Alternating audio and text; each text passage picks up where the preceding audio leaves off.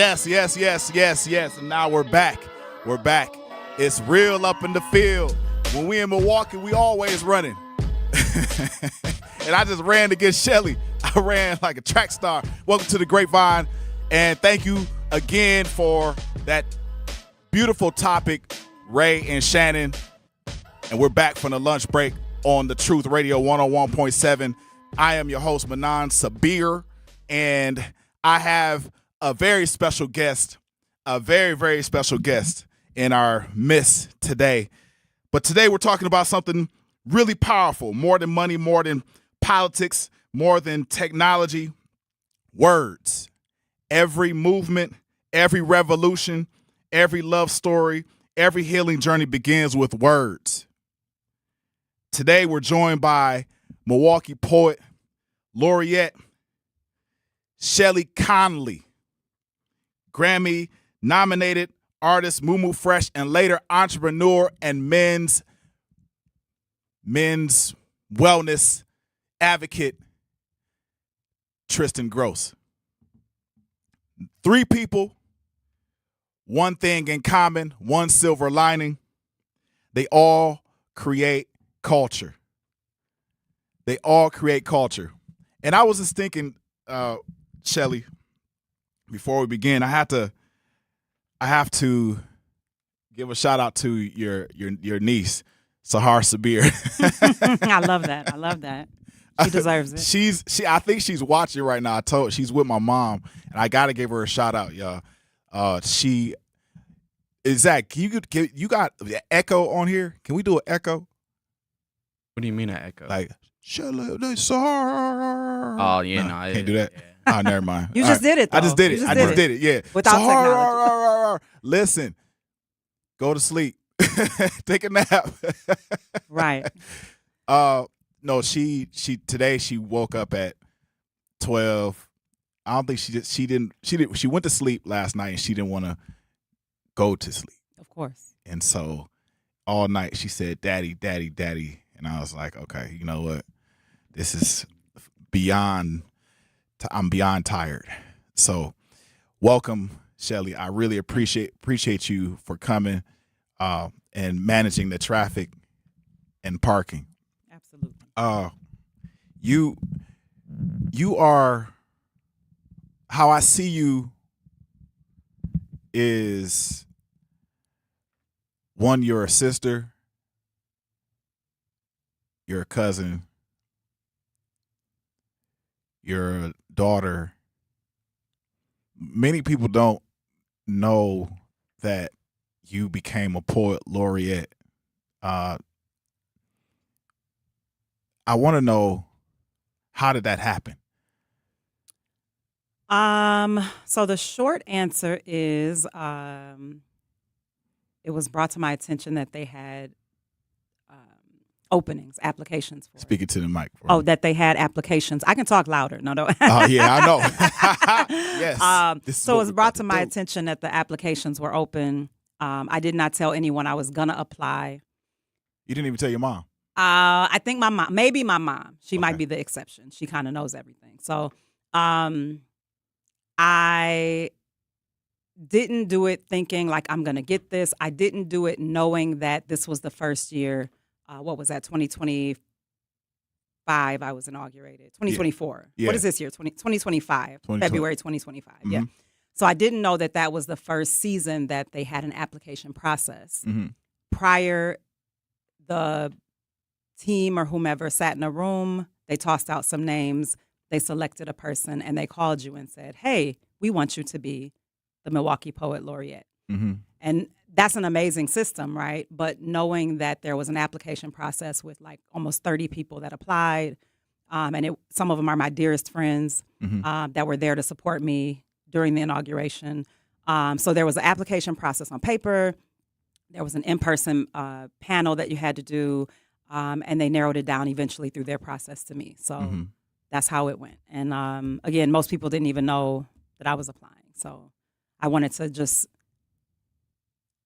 not overthink it, which I can do, and just make a decision, which I did, to do it, and then just see what happened. So. They say overthinking is a quality of high IQ individuals and people who are really, really intelligent. And I take you are really intelligent.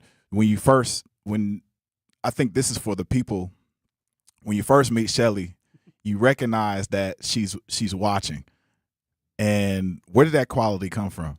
Always. I just said that to somebody yesterday. I said, I'm always, because I heard something that was said like off over here in my favorite place, Honeybee Sage. Yeah. And I said, I'm always listening, always watching, right, whether I mention it or not. Yeah. So I think being an only child, honestly, plays a huge factor in it. Yeah. And not just an only child, but my family lives, most of them still in Illinois, which isn't that far. But when you're a single mother with a young daughter, you're working, you don't have a license, you don't have a car, anywhere is far, right? Yeah. And so I think being an only child, spending a lot of time. And you're describing your mom. Yes, absolutely, yeah. Spending a lot of time in my own creative world and then just watching the things, happen around me. My mom and I are actually, not to jump ahead, but we're working on a project right now. And some of the things that I remember from being 4 and 5 years old, so in detail, I say to her, how did I even know that? Mm-hmm. Like, I was a little girl. How did I know all the ins and outs of this experience and still remember it that way, decades later? So always a watcher. Your mom, I know you talk about your mom. What quality have you carried over into your adulthood from your mom? That's good. One I always say is my work ethic. Yeah. I never knew her not to work. Right. Even now she's retired, and she called me or I posted that we were hiring a company that I work for. Yeah. And I said, hey, we're looking for blah, blah, blah. And she responded on Facebook and said, just so you know, I have this experience. She gave me her resume like I didn't know it. Yeah. And was like, so I'm interested. And so I was like, okay, so she still works now. She's in the classroom with us with my sister's keeper, almost every class that we have. Yeah. So my work ethic, definitely, if I say yes, I'm committed. Yeah. Period. If I don't say yes right away, it's because I don't know if I can commit. So I need to really figure that out. Yeah. Another thing is, I have to say she put God in me, even when I fought against it, even when I was like, I'm tired of going to church. I'm going to live my best life out in the, out in the streets or whatever. That's in me. Yeah. Totally. And I think the last thing is just my love and compassion for people. She's more of a servant than I am in that way. Like, she is a caretaker. Yep. She walks people through death and dying. Like, that's not my gift, and I know that. Yeah. But what it's rooted in, the heart and compassion for people, I definitely have that and always have. After the break, we're going to talk whether or not poetry can actually heal neighborhoods. And my sister's keeper. Hey, Zach, take me away. The performing arts do more than entertain. They bring the community together, from live performances and arts education to free community events. UPAF helps support the organizations that keep southeastern Wisconsin vibrant. But it only happens because of people like you. Every gift helps keep the arts accessible and inspiring for the entire community. Join thousands of supporters and give today at upaf.org. UPAF, one gift, regional impact. Presented by the Milwaukee County Office of Equity, the Milwaukee County Health Equity Champion Awards are back for 2026. Nominate a person or organization that's advancing equity in health, education, economic opportunity, or neighborhood well-being. New this year, the Equity in Action Youth Leadership Award to honor the incredible work of young leaders aged 13 through 18 who are making a positive impact in Milwaukee County. Submit your nomination by Friday, June 19th at county.milwaukee.gov/EC Awards. Celebrate those who are making Milwaukee County healthier and more equitable, one action at a time. Questions? Call 414-278-7979 or email equityoffice@milwaukeecountywi.gov. We asked parents who adopted teens to share their journey. When I met both of them, it was like my missing pieces were found. Like, it was just like an instant, these are my kids. If you're considering adopting a teen, just do it. Kids need families. I don't care the age, everybody deserves a family. Learn about adopting a teen from foster care. Visit adoptuskids.org to learn more. A message brought to you by Adopt US Kids, the U.S. Department of Health and Human Services, and the Ad Council. Not completing high school is more of a social thing than it was an academic thing. Even though all these years have passed, I still had that longing to have my diploma. At age 30, Carissa finished her high school diploma. If you're even considering getting your high school diploma, you can do it. No one gets a diploma alone. If you're thinking of finishing your high school diploma, you have help. Find free adult education classes near you at finishyourdiploma.org. That's finishyourdiploma.org. Brought to you by the Dollar General Literacy Foundation and the Ad Council. Hear that? That's the sound of your life. Perfectly imperfect. Beating in rhythm to the world you've created. But every time you drive after drinking, the music gets drowned out. Your life sounds pretty great. Don't let a buzz ruin it. Buzz driving is drunk driving. Don't drive buzzed. A message from NHTSA and the Ad Council.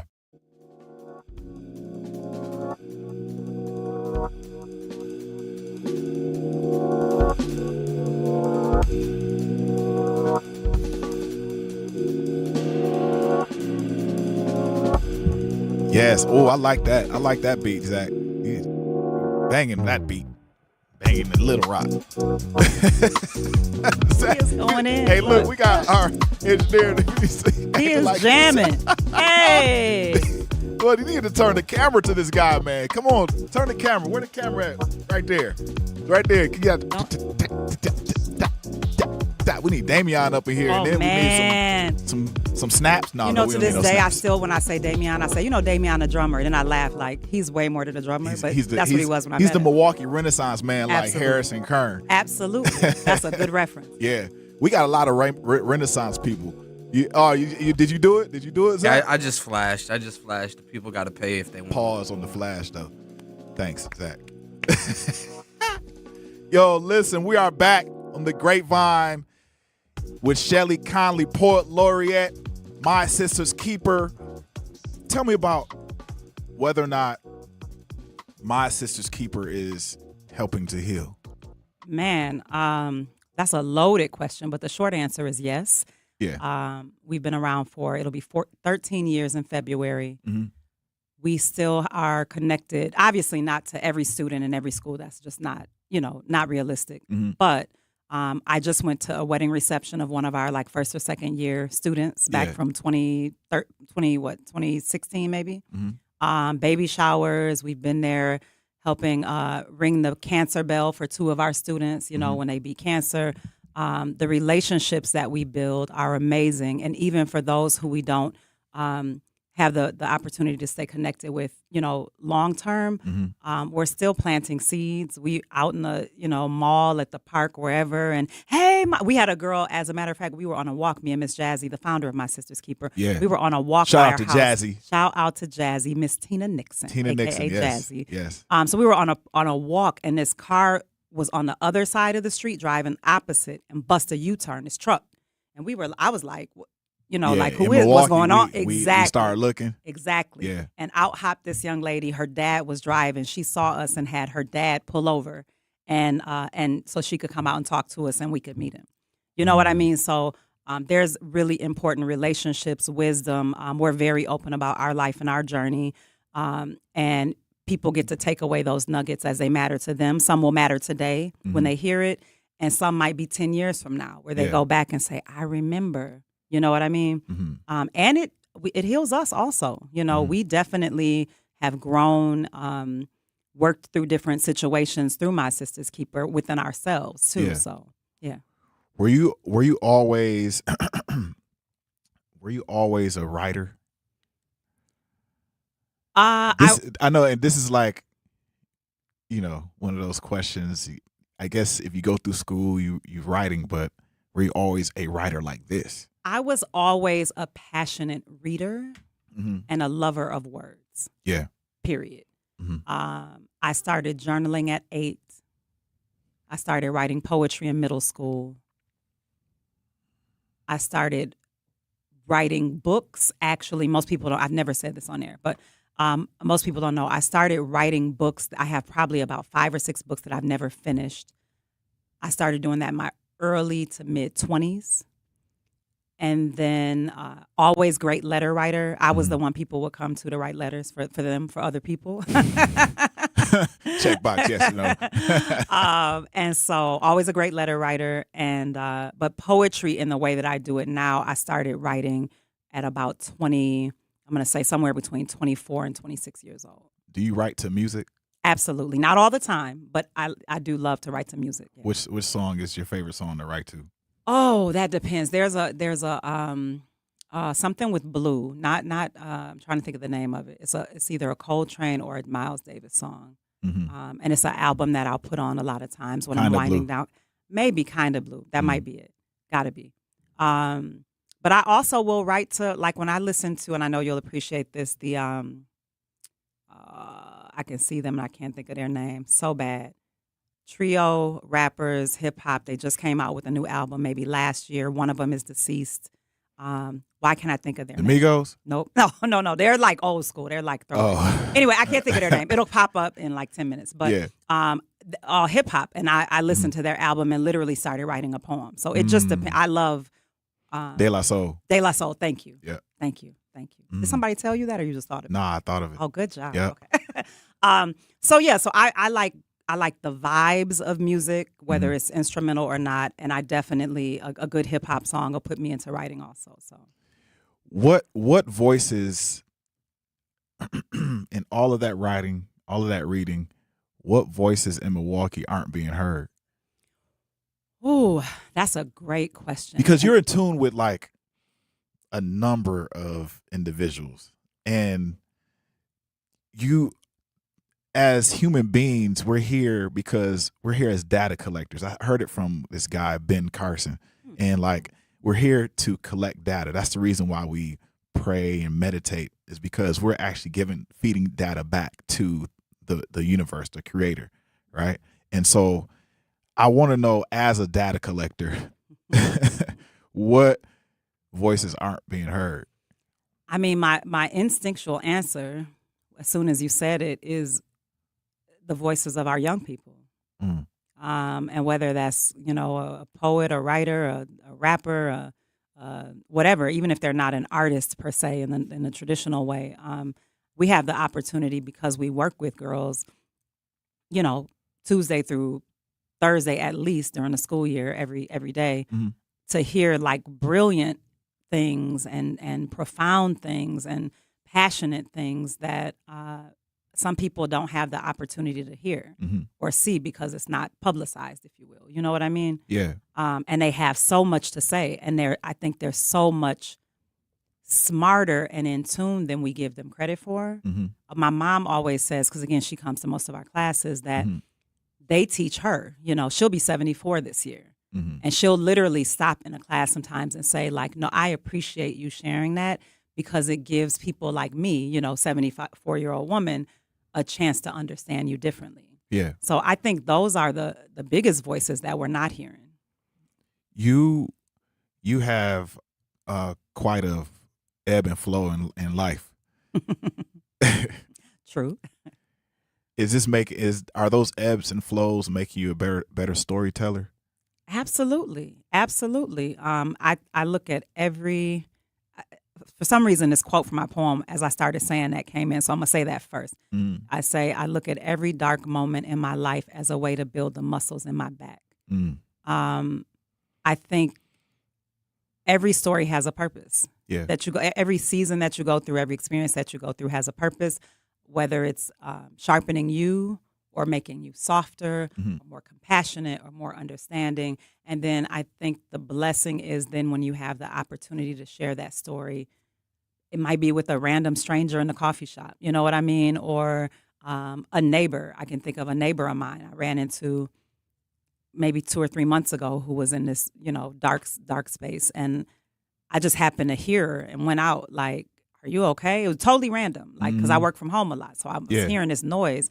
And, when she shared what was going on, I was able to pull from my own experiences to let her know that it wasn't crazy that she was feeling like this, that it was okay, that it was going to be okay, but to also allow herself space to feel that thing. You know what I mean? Yeah. I think I spent a lot of time running from feeling those things. And so now I understand you have to give room to feel whatever that is, but then you have to figure out how to get out of that space also, right? And a lot of that for me is writing. music, which is another form of storytelling. And so, yeah. Why did you run? That's a lot. It's a lot to process. You know what I mean? Life can throw you some blows, and I'll use Rewind, my book, as an example. That took me 4 years to write. And I didn't know the timing when I started writing it was going to align with life changes, right? But it did, like literally aligned with those 4 years of I started here, went on this ebb and flow, and ended here. And then that was the end of the book. Now, the book was not related to that at all. You know what I mean? Right. But the process of writing the book, to your point about why run, the process of writing the book was like a roller coaster. You know what I mean? Like, the book is about me as a younger person, me as myself now. I'm looking at that younger person, looking at her journal pages, looking at the pictures, looking at the letters, and I'm talking to her from me now, right? And so that was heavy. Like, I laughed, I cried, I was angry. Like, girl, to my younger self, like, what were you thinking? What were you doing? You know what I mean? It's a lot to process, and it's a lot easier to just stay at this surface level of feeling. You know what I mean? It takes a lot of courage and energy and discipline to actually sit and feel those feelings. Who inspired you with words? That's a good question. I think it varies. So my mom was really instrumental in my passion for reading. I didn't know until, I'm going to say 2010 maybe, 2009, 2010, that she was a poet also, which is a whole deeper story, right? Yeah. But I was, 2010, you figure, I was like late 30s, something like that. I don't know.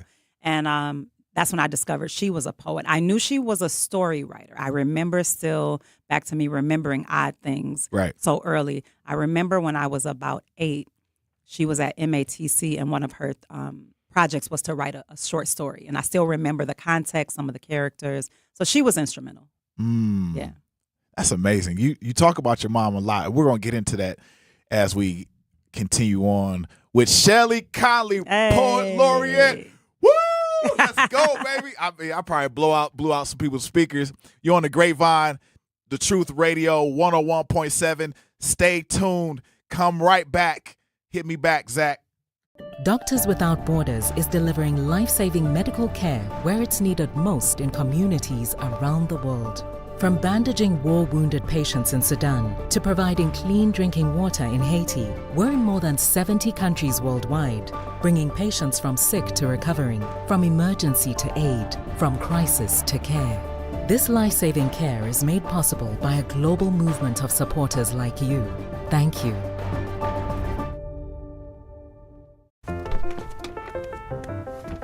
Mommy, can I sit in the front seat just this one time? Please, please, please.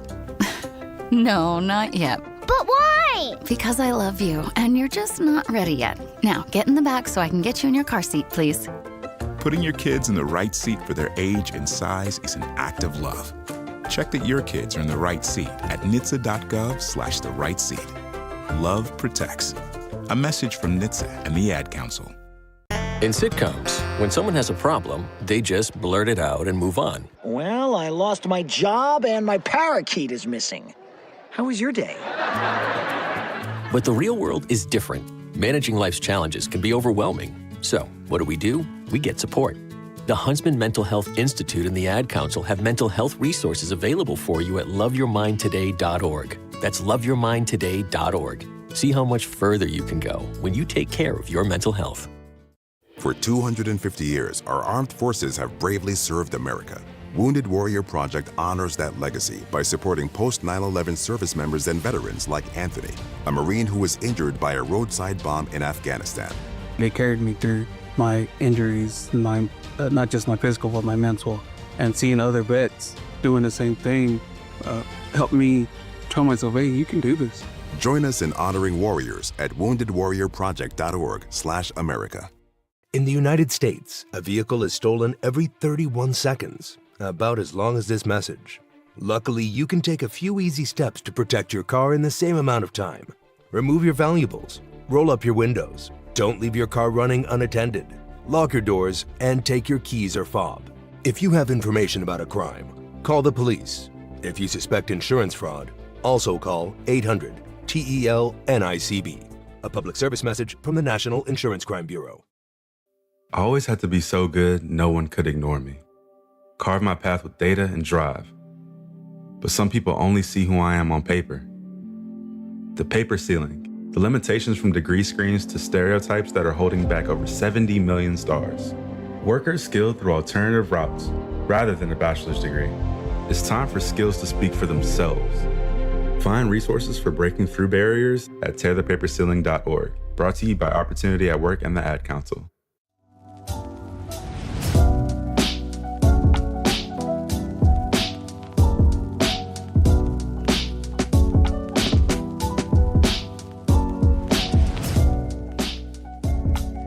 Yes. And now we're back with Shelly, Conley on the Grapevine. I'm your host, Manan Sabir. We were talking about juicing. Yeah, we were.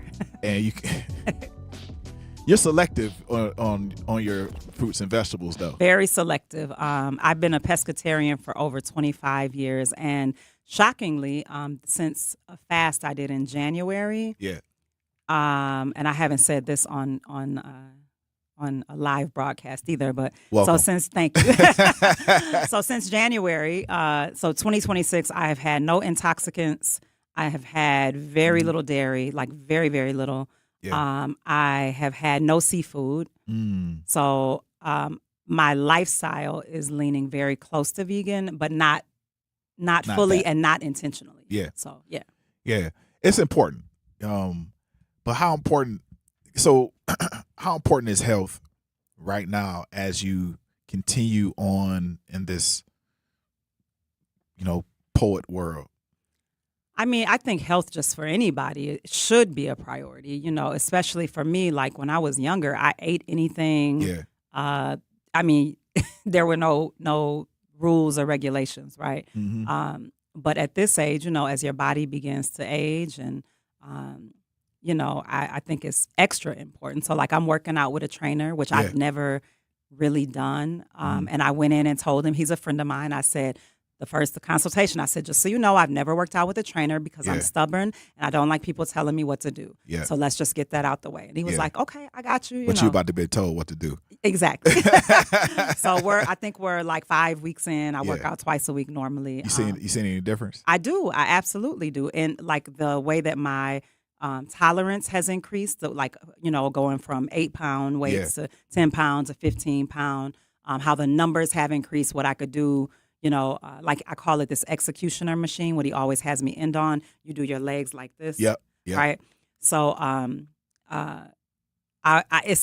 don't like the machine at all, but I started out doing 100, then I moved to 125. And then on my own yesterday, I was like, I'm gonna go to 140. And I did, I have really good discipline and really good self-talk. Like I can push myself mentally to be able to do things physically. People don't know this about you, and I probably asked this months back, but you are an athlete, but you're not. Correct. You have athletic genes. Absolutely. But you're activating them now. As an adult, a whole adult. Yep. Not at all as a adult. Kid. Yeah. Exactly. Yeah. Why? What tell me about that. So I think, and I don't know if my mom was into athletics. I can't really say that. I should probably ask her. But I do know that my dad, who I wasn't raised with and didn't meet till I was 27, I do know he was a boxer, like a career boxer. Yeah. And also when he got injured and could no longer box, he then went on to train one of the boxers that's well known in this city, well known as a trainer actually for a lot of Olympic boxers and things like that. So the genes are in me, absolutely. And again, I need to ask my mom if some of that comes from her too. But I know it definitely comes from him. And I was so distracted in school when I was younger. I was like, I don't want to go to school more. Not when I was younger, but when I was a teenager. Yeah. When you get into basketball. I was like, I don't want to go to school more. So no, I'm not doing any of that. Yeah. But in my early 20s, I kind of learned like from exercising, going on jogs and runs and riding my bike to the lakefront from 60th and Capitol, stuff like that. Like oh, racquetball, Yeah. love it, that I have some athletic genes in me for sure. Yeah. You as a trainer, I've trained, and you could tell the way people move, symmetrically, that they would be or are athletes. Interesting. Yeah. Okay. So you could tell a boxer or karate kid, we call it karate person, a person who does MMA, wrestling. You could just if you know the different body types, those people walk. There's certain similarities, but then there's very distinct, areas where they just operate in their own selves. Interesting. Okay. Yes. Okay. So what you're saying is you might have known I was a little athletic. Yes. Before I knew. Before Maybe. you knew. I did. Okay, got it. Okay. That's fair. What worries you the most about young people? Since we're talking about your childhood, what worries you the most about young people? A few things come to mind, but I'll start with the first one. Is just their their choices of outlets, for things. And I get it because my outlets were terrible when I was a teenager. Yeah. None of them were. Well, I won't say none of them. The only healthy ones were going outside by the water, which has always been a thing for me still today, to find peace and comfort and quiet, and writing. Those were two positive, but the negative ones outweighed the positive ones when I was a teenager. Yeah. So I think that's really concerning to me is that there's an imbalance of negative outlets. How they know how to express themselves. When we ask in a class, like, so when you're feeling dark or sad or angry or whatever, what do you do? Certainly some of them know positive things, but all of them raise their hands for negative things. Whether that's alcohol, drugs, whether that's fighting, arguing, punching a hole in the wall, whatever that is. I think we're getting to a space where, as a community, we're identifying more positive ways, and there's more, resources for that. Yeah. But that's newer for us. You know what I mean? Newer as far as access for it. So that's concerning. I think, I don't know if everybody would agree with this, but I think as a kid, I was a latchkey kid, right? So I had to do everything by myself, no question. Cook, clean, wash the dishes, do my laundry, all the things, right? But I think this generation is faced with so many more difficulties and challenges. Their level, like I've heard students say, well, I couldn't come to school because my mom needed me to keep the rest of the kids. Or, you know what I mean? Like stuff like that. That's like, no, our parents were like, no, you going to school. Like, that's out of the question. You're not staying home. I'm going to find something for them to do. Even if them you're sick, kids, like, I don't care. You're going to school. You Right. know what I mean? And so it's just, there's a greater level of, I guess, stress on top of the normal stresses that we dealt with. Yeah. So that's concerning also, because it's kind of like when you can't just be a kid, you lose that whole part of, you miss out. I shouldn't say lose, but you miss out on that whole part of your development. Right. You know what I mean? It's like Michael Jackson. He lost out on a whole childhood because some adult felt like they needed to pay some bills. A good one. Exactly. Yeah. Shout out to Joe. Yeah. Shout out to Joe. Joe. I mean, and would he change it? Probably not. But what he sacrificed for it is you can't get that back. You can't get it back. You got, that's a whole generation. Yep. Wow. What gives you, if you look at our kids and you look at yourself, you have a routine every morning. You wake up to boop, boop, boop, boop. What would you tell my sister's keeper kid, the kid that you encounter on the street at the corner store about to grab a Lucy? What would you tell that kid about their routine? And I'm a creature of habit, so I know that. Yeah.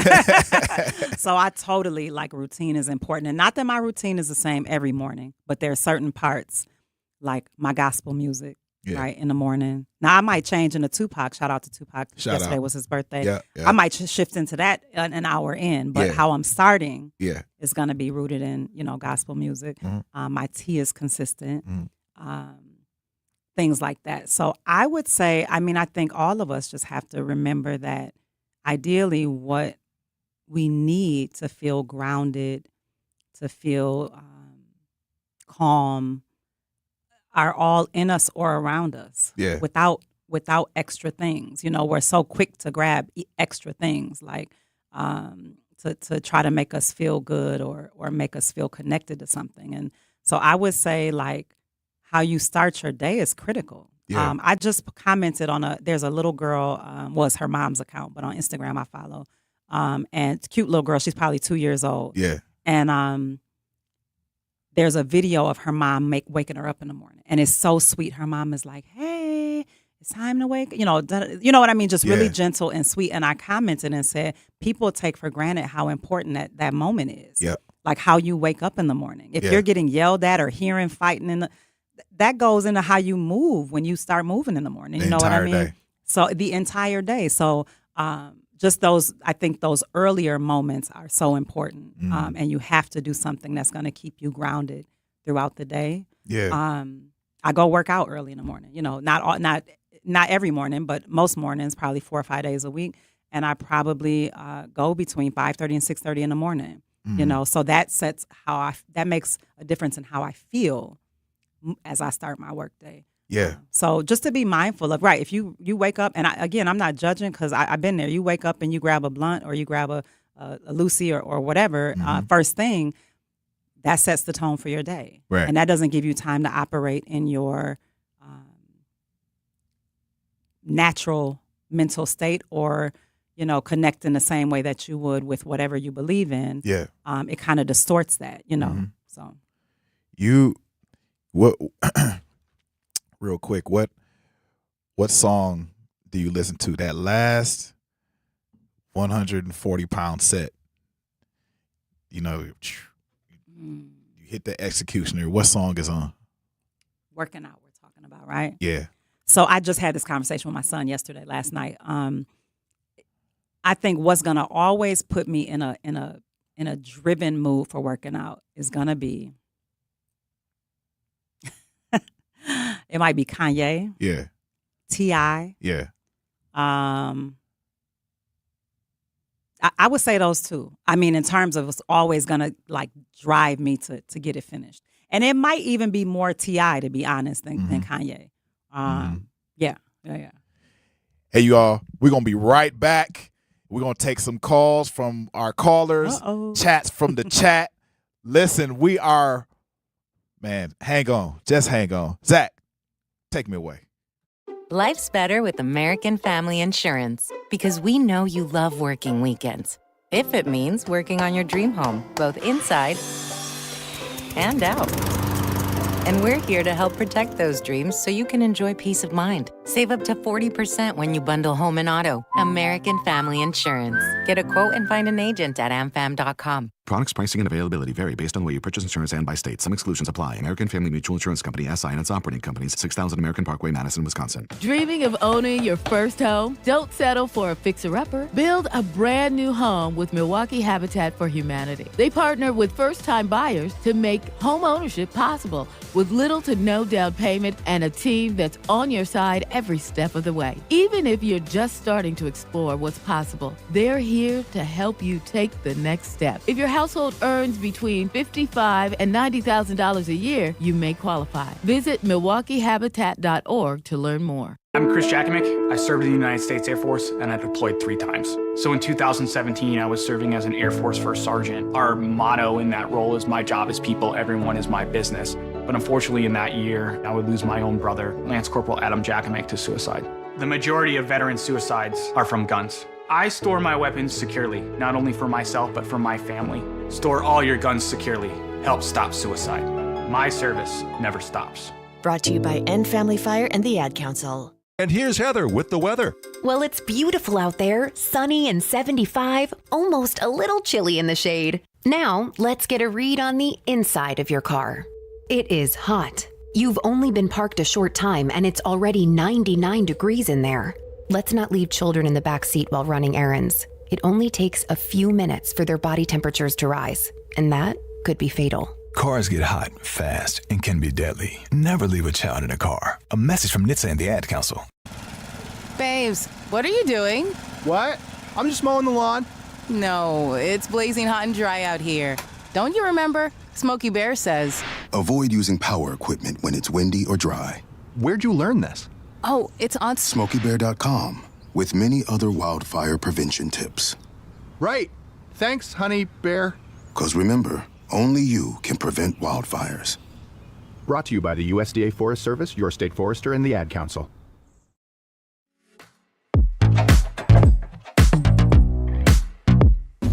Yes, yes, yes. And now we're back with Shelly, Conley, Poet Laureate. My sister's keeper. Is she our sister's keeper? Yes, I think she is. There's a lot of sisters listening, including my sister listening. My sister is actually listening. Your books. Yes. Tell you about them. I had that. All I'm going to do is do like this. So, yes, my baby, I call it, the one I said took me 4 years to write, is Rewind, a cathartic autobiography. And it's just that. It is not all poetry, but every track, I call it tracks. Mm-hmm. So, again, I'm deeply into music also. So the titles of the tracks or chapters are songs Mm-hmm. that you may know. And there's a quote at the beginning of every track from a song that you might know. And so it's got poetry in there. It has journal entries from when I was younger. Yeah. And then it has that letter to my past self to kind of give her what she needed, the reassurance or whatever it is that she needed in that space. And the topics are broad. There's a track about my mom and I. There's a track about my dad. There's a track about relationships. So there's a lot in there. I didn't hold back at all. Mm-hmm. It's very transparent. And so with that, it was a great relief when it was over. Like, you know, do what you will with it. But for me, it was a purging, a cleansing that I needed. And then the chapbook that I released last National Poetry Month in April is called Freeing, Volume 1, a collection of poems. And the art is by Jay Bird, a local artist. Shout out to him. Yep. And that is all poetry, all related to the process of being free or feeling free. So, yes. Yeah, and you can get them, by the way, on my website, shellyconley.com, which is just my name, SHELLYCONLEY.com. If you're local, we can meet up somewhere to get you the book. If you're not, I can deliver them. And even if you live across town, I can still deliver them. I think it's like $3 or $4. So. But you're not delivering overseas. No, so if you listen you to this, I got buddies that be listening. So y'all ordering, make sure you just order it. Yeah, just order it. Exactly. So it'll fly to you by bird. Exactly. Yes. We got a caller, Key. What's up, Key? What's up, Anand? What up? Not much. Hi, Shelly. Thank you for this conversation. Hey. I was just, sorry. Yeah, thank you. I know now we talked a couple weeks ago. I lost my phone, and what that did to my mental space, it was freeing and just it kind of changed kind of the trajectory of this summer. I would say I got a better habit of cleaning out my emails, even now that I got a phone back. But I did see a quote the other day, like maybe last week, and it was just like, you know, don't look at your phone for the first hour, just because that controls your day. And so I've been testing it out. And it's been super helpful. I've been able to like lock in, like get up early, take my dog on a walk before everybody get up, clean the kitchen, make the bottles, et cetera, before I even look at my phone. And it's just changing my mood throughout the day and like my thought process. It's just been amazing. And just lastly, my friends, people know that I'm trying to stop smoking. And so you good? I've been hooping. I just got an MLK Community Center pass, and man, it's just health is wealth, but like I just want to get on the right track mentally and like physically and like and so hooping has been a safe space, I would say. So all that to say, it really is important, like how you start your day and what you do with your idle time. So I appreciate the conversation. Man, we appreciate you too. It is. Mm-hmm. How you start your day is almost how you end it. Absolutely. And I was thinking while he was talking, the environment also. Yeah. You know, aside from what you do, the environment, if it's chaotic, clutter, excess, etc., you know what I mean? That all plays, I think, into your mental also and how you experience your day. Yeah. So, yeah. I was purging, that's interesting because I was purging my daughter's room and, you know, how you go through the clothes and stuff like that. Purge. And I had the clothes on the floor for like a while. And it was a long while. It's the daddy long while. Okay. And you know, like, I'm going to get to it. I'm going to get to it, you know, but it's like girls' clothes. And I was like, I'm used to guys' clothes. And it got to the point to where even my daughter was like, listen, daddy, come on. This is ridiculous. Get this up. Right. But I noticed that she was just, there were certain things that were off just a little bit. I was like, okay, I got to snap this back in. Yep. And that's huge. When you wake up, are you writing also? Or you're like, you have a dream and then who we got? Sorry. What's that? Shout out to Jennifer. Love her. I saw her on the way in and I was like, I can't talk, I'm late. So I gave a quick hug to her and Sharama. Shout out to them. Yeah. And got in here real quick. So yeah. But so, okay, here's a truth of mine, right? Yes. I am trying to create a writing routine right now. Yeah. Because I'm just going to be honest, I don't write every day. And so I need to get disciplined to say, even if I spend 10, 15 minutes writing every day, it will, just like working out. Yeah. Those muscles will grow and I will, create that habit or that routine. I write consistently, but I don't have a writing routine. I write when I see something that inspires me to write or hear something. Like I said, I was listening to the De La Soul when it came out. And all of a sudden I was like, pause this, gotta write. Yeah. You know what I mean? But I don't have a writing routine, and I know I need that to sharpen my skills. So I'm working on it. Tell me about the events, any events and current projects that you have coming up. I'm so glad you said that because I forgot to get into that. So okay. What is this, June? Right. Yeah, okay. Yeah. So I have 2 things coming up in July. One of them is mine. One of them is our dear sis Patrice of Calm Wellness is her event. So I wish I did better. See, this is where I need an assistant. And God's going to bless me with one that doesn't tax me because I ain't got it yet. So yeah, I'm all about AI. I'm about to send you an AI assistant. And I use it. That's a whole nother rabbit hole, but I use AI consistently, like daily. No, we're going to make an AI agent for you. Oh. Yeah. Shout out to my team. Yes. Okay, I love this. So on June, here's the flyer. On June... Oh, see, it's a video. It's not a flyer. So I can't make it bigger. But check out Patrice Green. Go to her page. She has a series called Calm Nights Live, and I am one of her features in July. I actually have Megan. I can't think of her last name, but she's a dope DJ. We actually went to school together. She's going to collab with me for this night, and it's 2 shows. So I will give you the date in a second for that one. The next thing is I was given, and I say given because these ideas come from somewhere, not just from me, this idea to do a series that is focused on women who have experienced loss in some way. Yeah. And I haven't said this publicly either. You getting all, you know what? I'm done talking to you. No, I'm just kidding. Because I'm your brother and I get all the tea. No, like, dang, I'm just talking. Okay. It's ginger tea. Man. So I'll just say who've experienced transitions or loss in some way. Okay. The first one is in July also. It's a very intimate space on purpose because I want to make sure we're protecting the intimacy of it. So my event is on July 19th. And Patrice's event is on July. Happy birthday to me. Aw, boop, boop. Happy birthday. Yep. Cancer. Yes, we talked about this. Okay. And then Patrice's show is on the 25th of July. So July 19th, July 25th. I will continue posting stuff on my pages as well. All of my social media is just my name. I'm pretty simple that way. And then lastly, I want to say in August, I'm just trying to get the date for it.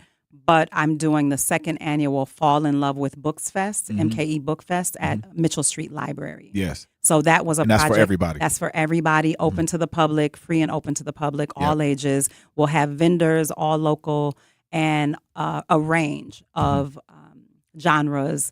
We do a few workshops in there.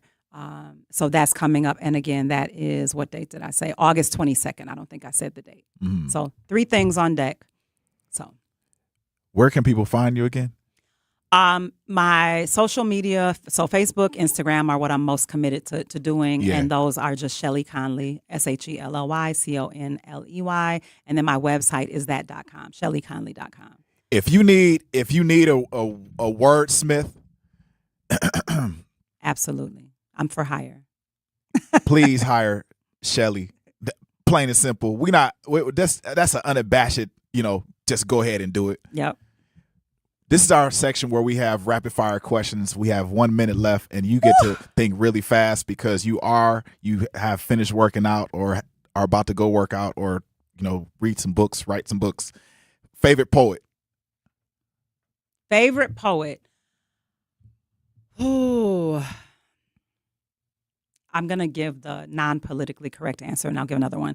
Andre 3000 and Sonia Sanchez. Favorite book?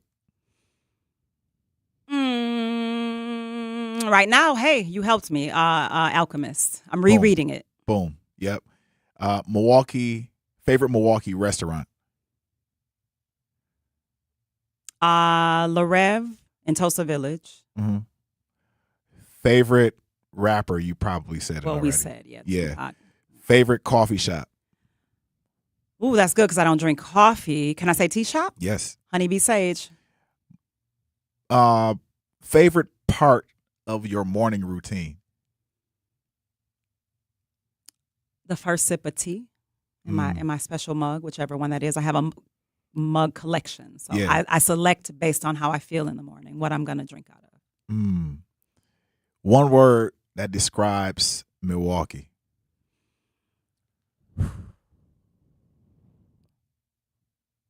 Colorful. Yeah. Complete this. I believe that all we want, we meaning collectively in this world, at the end of the day, is to be loved, to be seen, to be accepted. And we'll be right back with Moo Fresh. This is Shelly Conley on the Grapevine. You are in this building. I love it. Thank you for coming out. Thank you for having me, bro. I'm excited. We got to have you back, right? Absolutely. All right, y'all. Stay tuned. Educators Credit Union is more than a place to manage your money. They're where your financial possibilities take shape. They're more than transactions. They're conversations about your financial goals. More than numbers, they're community advocates who support free, local events that are accessible to all. They foster community because we are stronger together. Educators Credit Union is people helping people. Become a member at ECU.com. Insured by NCUA. Membership eligibility required.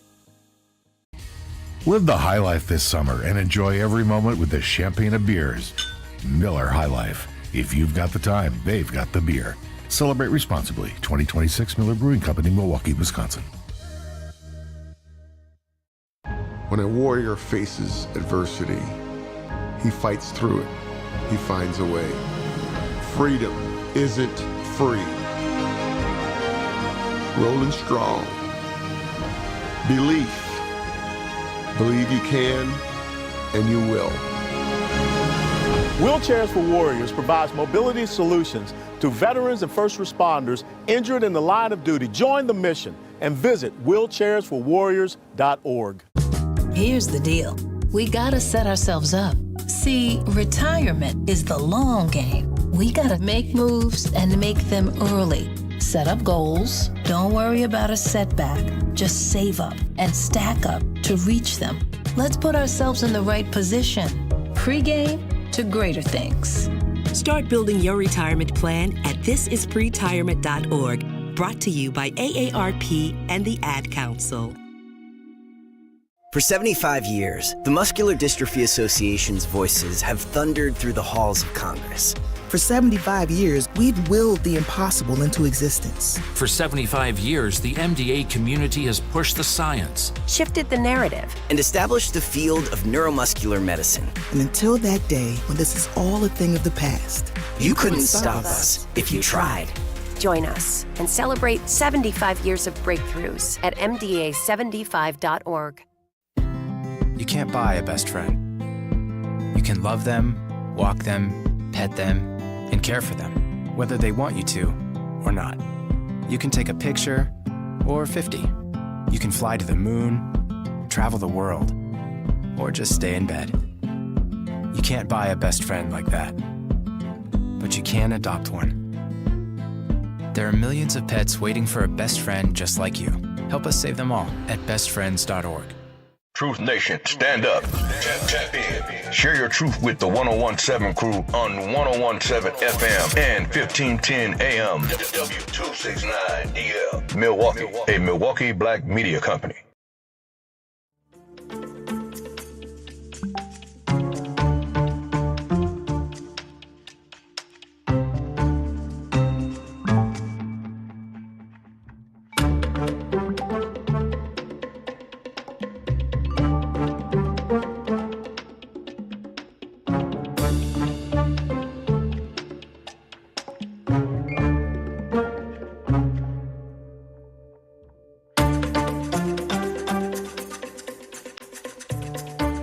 Yes, yes, yes. And now we're back. We're back. We are back on the Grapevine. We are back. I'm excited to have a very special guest of ours on the Grapevine. We have Maimouna Fresh, otherwise known as Maimouna Yusuf. This is going to be good. Hey.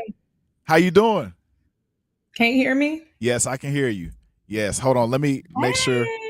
Can you see me? Yeah. Okay. Let me make sure I'm good on this side. Give me 1 second. Okay. All right. Hold on.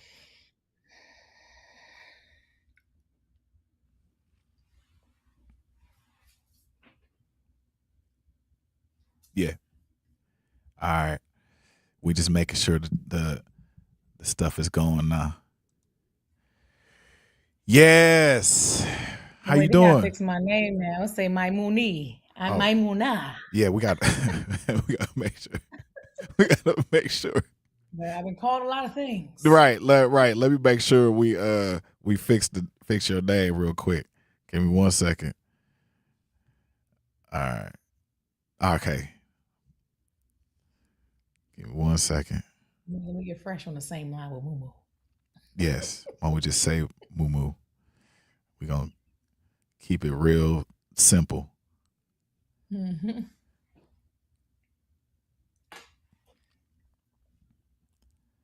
All right. How you doing? I'm doing wonderful. Alhamdulillah. Cannot complain. I've been thinking about your journey and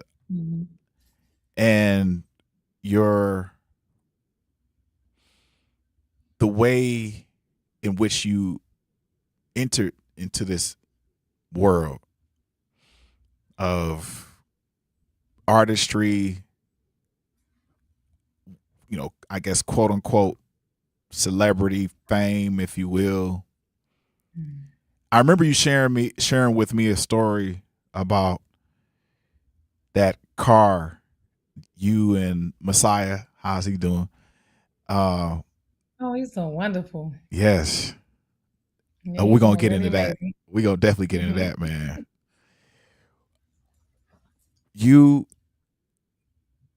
When you were holding him in that car, what happened? Like, where did the change come where you were like, this is not the end? You mean when we were living in a car? Yeah. I don't think I ever thought it was the end. I always knew that I was destined for greatness, that I was supposed to do something.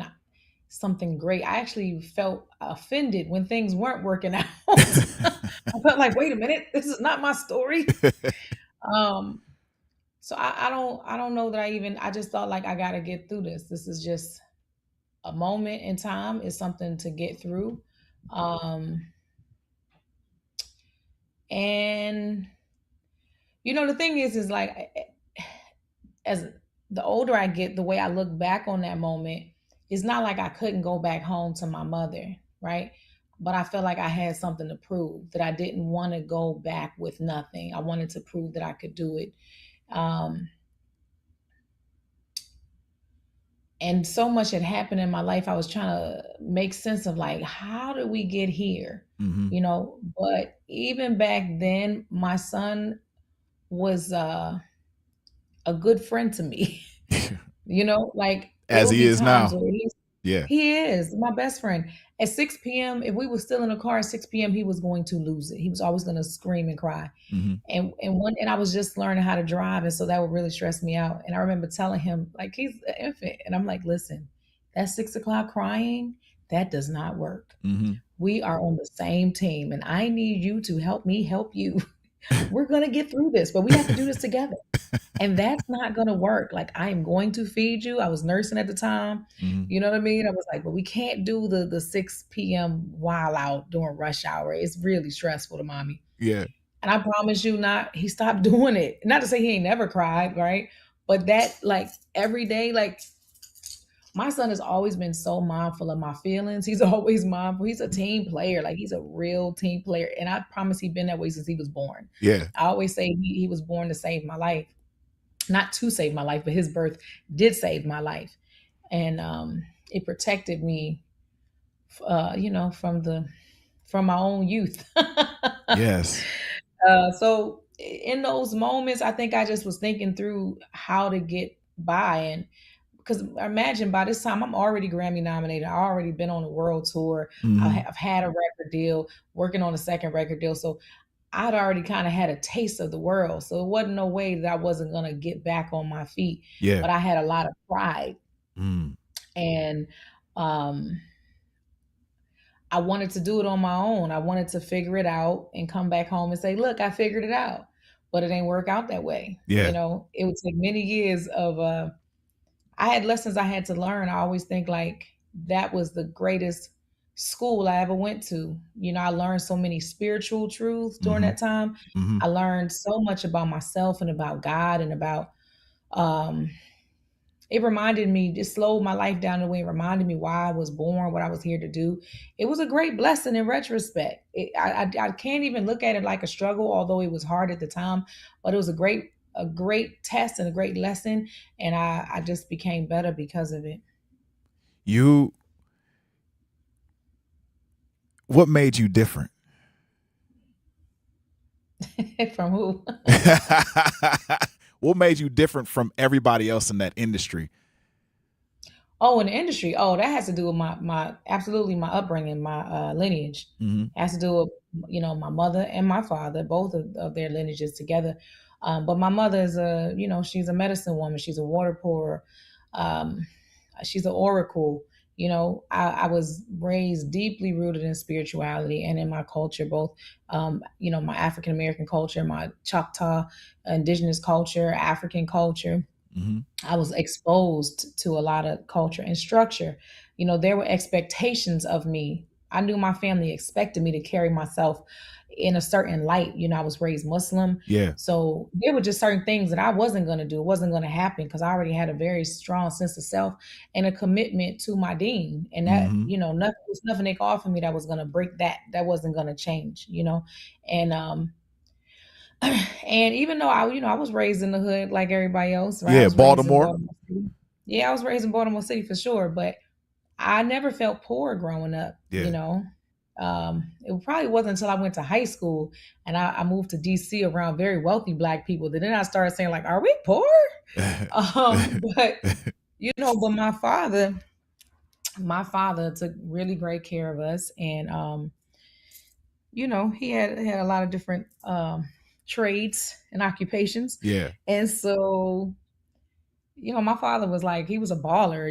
He was like, he had 7 cars at one time. Like the whole street be just his cars. Yeah. And you know, so I never went without. And my grandfather was like that. My grandfather was a club owner. At one point, he was a bootlegger and a numbers runner. And my granddad would like mail me ruby necklaces as a kid, and I didn't know what they was worth. I would break them apart and give them to different girls in the neighborhood. I didn't know, what a ruby was worth. So now at some point, my dad ended up doing some time in the feds, and so it was during those times that things got hard. But I think when you come into the industry, right, and you have a deep sense of lack, that's what they feed on, right? And I don't think I had that. I kind of always felt like whether this work out or don't work out, I'm gonna be okay. Like I'm gonna figure out something. And I come from people who figure things out. I remember asking my grandfather, because see, my parents are old enough to be my grandparents. Yeah. So my grandparents are old enough to be my great grandparents. And so I asked my granddad one time, what was it like being in the Great Depression? Yeah. And he said, I said, were you like really poor and struggling? He said, babe, the only way I'm not going to have $1 is because it don't exist no more. He said, money would have to cease existing in order for me to not have none. Bars. You know what I'm saying? Like he was that type of dude. Like, he ran with the Italian mafia and the mob. And like, I mean, I do come from those kind of people who like every generation, they in some type of organized crime.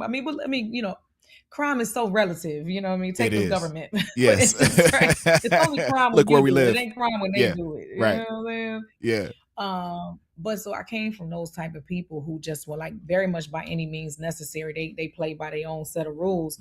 And even thinking about like my grandmother's brothers coming up from Mississippi, they're all Mississippi Choctaw, and they all moved together every time they migrated, from Mississippi to Arkansas to Chicago. They all migrated together. And a lot of times they was migrating because, the Klan was looking for them, or the sheriff in that town was looking for them, but they was always going to make a way for their family. They was never going to be without. And so I feel like I was raised with that kind of mindset. Like the only way I'm not going to make it because nobody making it. And even then I'm still probably going to find another way. Yes. You know what I mean? I've always considered myself like I say that I've been saying this to myself since I was a kid. Like I'm the exception to the rule. And I really think you are whatever you say you are. You are what you think you are, like I said, if things ain't working out, I'd be very surprised. I'd be like, what's going on? What's throwing the energy off? Because I'm supposed to make it. Like I'm supposed to be okay. And when I think about like my career, like the fact that like I've been able to raise a whole child, and take good care of my elderly parents my whole career and travel the world 10 times over independently. And I ain't had to sell no tail. I mean, like that's pretty extraordinary. I ain't never sold none. Nothing. You know what I'm saying? It's very rare for a woman to be able to do all that kind of stuff. And you're doing it independently. I've used my own money, like, you know what I'm saying? For every project, every album. And I've been able to homeschool my kid on tour to keep him with me and so that his mind would be free. And it's because I thought that I could. And again, I'll give my parents that credit. Because my same thing with my father. My father grew up during integration where they told him he wasn't never going to be nothing. Right. You know what I'm saying? My dad was a millionaire at one point. Like, you know what I'm saying? Like I come from people that defy the odds. Like they do whatever you tell them they can't do. They're going to do it twice and take pictures. They're going to do it with roller skates on. Like, you know what I mean? Like, I really come from those kind of people. And they come from the bottom. Like my mom grew up in the projects. My dad grew up in the projects, and they still went all around the world. They did everything that they said they was going to do. And so I look at it like I'm just standing on the shoulders of greatness, and they entrepreneurs. Both my parents was entrepreneurs. My grandparents was entrepreneurs. Oh, we're going to get into that too, because you got something going on in the South that I need to be a part of, and also the rest of our listeners need to be a part of. You have something. I remember you even telling me about this, and we're going to get into it after this break, but I remember you telling me about this, and I was like, okay, the concept, but you were already working on it. And then it just happened. Hey, y'all, we have Maimouna Yusuf, otherwise known as Moo Fresh. We're going to take some quick breaks, and you guys stay tuned. Come right back, because we're going to have her break down everything else that's going on with her, in her life. when we come right back. The performing arts do more than entertain. They bring the community together. From live performances and arts education to free community events, UPath helps supports the organizations that keep southeastern Wisconsin vibrant. But it only happens because of people like you. Every gift helps keep the arts accessible and inspiring for the entire community. Join thousands of supporters and give today at upaf.org. UPath. One gift, regional impact. Make your home and family safer by properly getting rid of nasty chemicals and fire hazards. MMSD's Home Hazmat program offers 3 drop-off centers that are open all year long. It's fast and easy. You don't even have to get out of your car. And it's free to visit the drop-off. Lithium-ion batteries, old gas, propane tanks, they take all of that and more. For a list of things you can and cannot bring, locations and hours, go to MMSD.com. Milwaukee County residents only. No businesses. Talking about guns with others might not always feel comfortable, but it could save a life. Here's a way to start a conversation. Your family is going over to your neighbor's home for dinner for the first time. How would you ask if there are any unlocked guns in the home? Hey, we're so excited for tonight. Before we come over, though, may I ask if there are any unlocked guns in your home? Our guns are stored securely, locked in a safe that the kids can't access. Awesome. Learn how to have the conversation at agreetoagree.org. Brought to you by the Ad Council. Wherever there's a need in our communities, there's a United Way, improving lives so everyone can thrive. Where more people can gain access to healthcare and nutritious food for their tables. Where more community members can benefit from financial education and get connected to local resources for housing support. And where children are given more chances to reach their full potential. Community is where we find our strength and where we share our hope. United is the way. Visit unitedway.org. Are people around me safe when I vape? Science does not support that belief. Exhaled vape emissions linger in the air, affecting indoor air quality and bystanders in the same space through secondhand exposure. Vaping emissions can also accumulate on clothes, hair, dust, and furniture, leading to exposure risks to bystanders of all ages. And vaping around a pregnant person can lead to serious health impacts on fetal and childhood development. Enough with the puff. Learn more at ul.org/vaping. My mom has decided to learn to paint, and she's good. My dad's now into creative cuisine, and I've already put on 6 pounds. Learning new things comes with age. My mom, she started forgetting my name and what we're talking about. Forgetting well-known things doesn't. Memory loss may be a sign of Alzheimer's disease. Early detection gives you and your loved one time to plan for the future. Learn the warning signs of Alzheimer's at 10signs.org. Brought to you by the Alzheimer's Association and the Ad Council.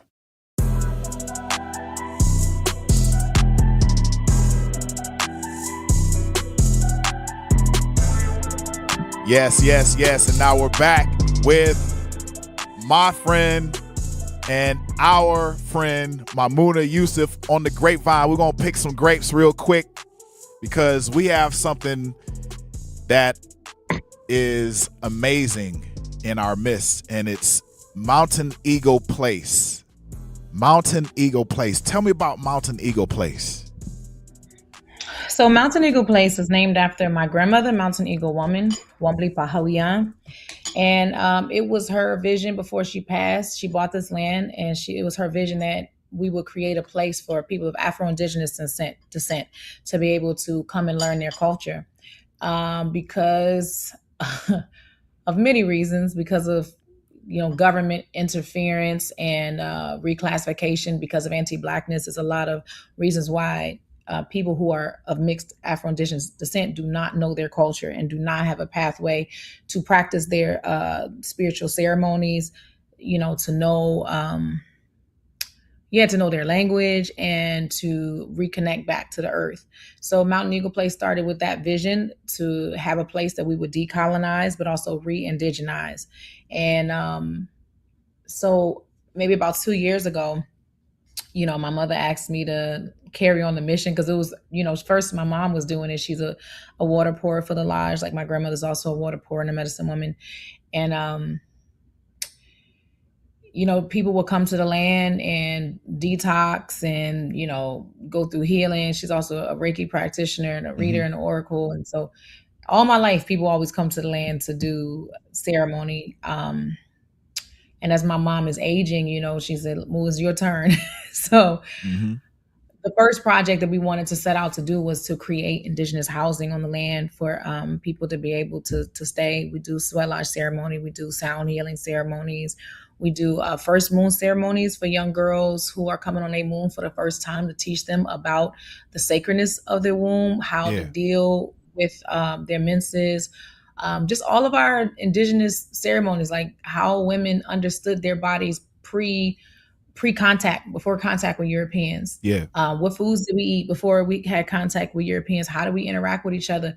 How do we love each other? Like our family structures, like rebuilding all those broken family structures that have been lost due to contact with Europeans, due to oppression, due to slavery, due to forced removal. And so our first mission that we started 2 years ago was to build indigenous structures. So we started with an adobe. We built a geodesic dome. A lot of the structures now are all circles because our people lived in a circle most of the time, right? And think about like creation. I think all of what God creates, if you even think about like the atom is a circle, right? Life, the universe, the planets, everything is like in circles. And they move specific ways. And so we don't put electricity. We want people to be able to sleep out on the land without electricity, without Wi-Fi, just really trying to tap back into who we were, before we was rudely interrupted.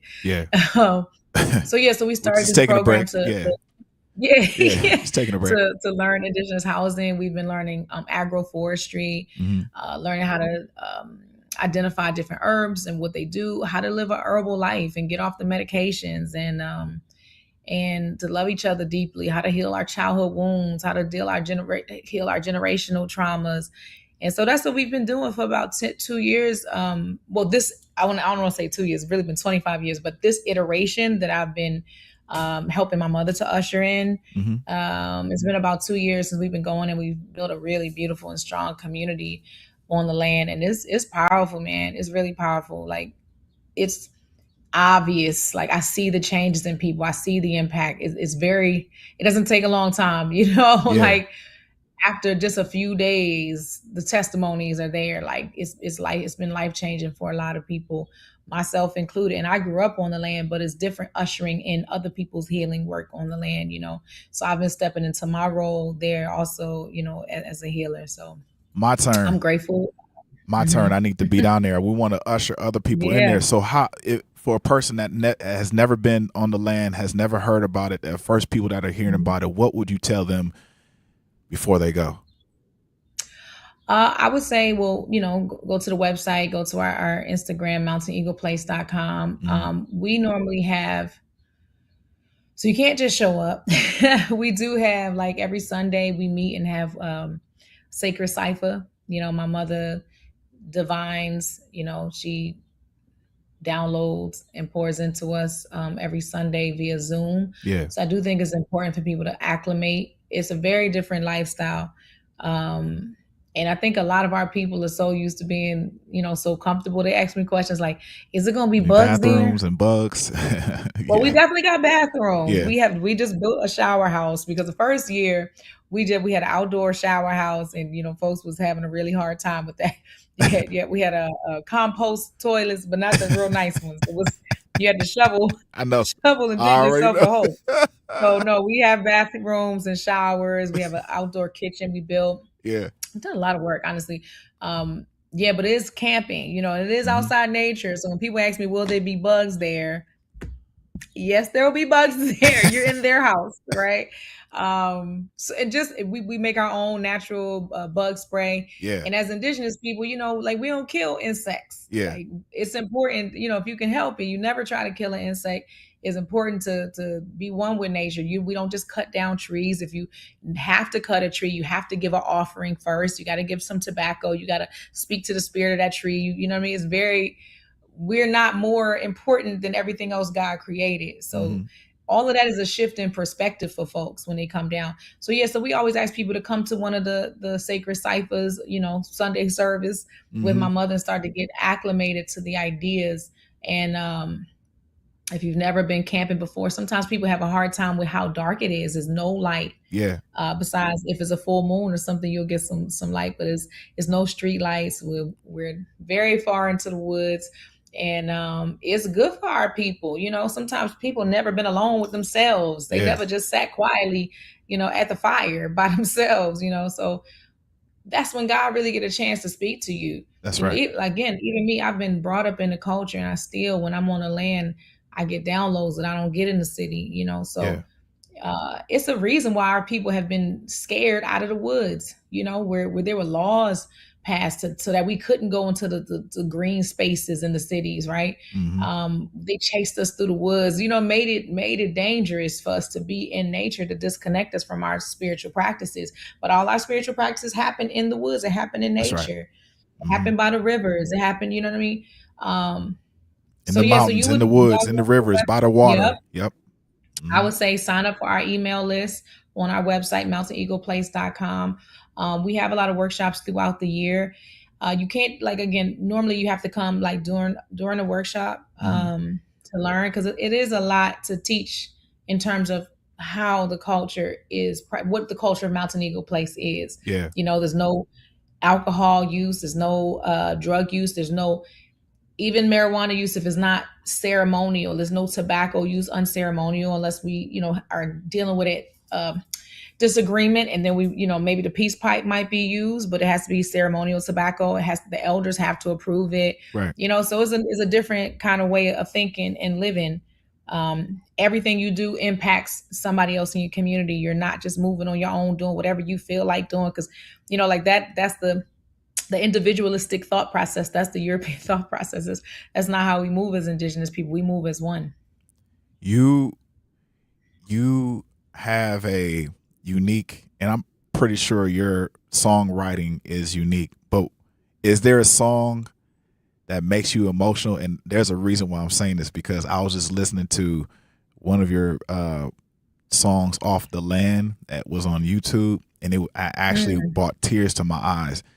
And you're, you know, one of my friends that, you know, you have a unique spiritual discipline that spans from Islam to Native culture and boomerang back through.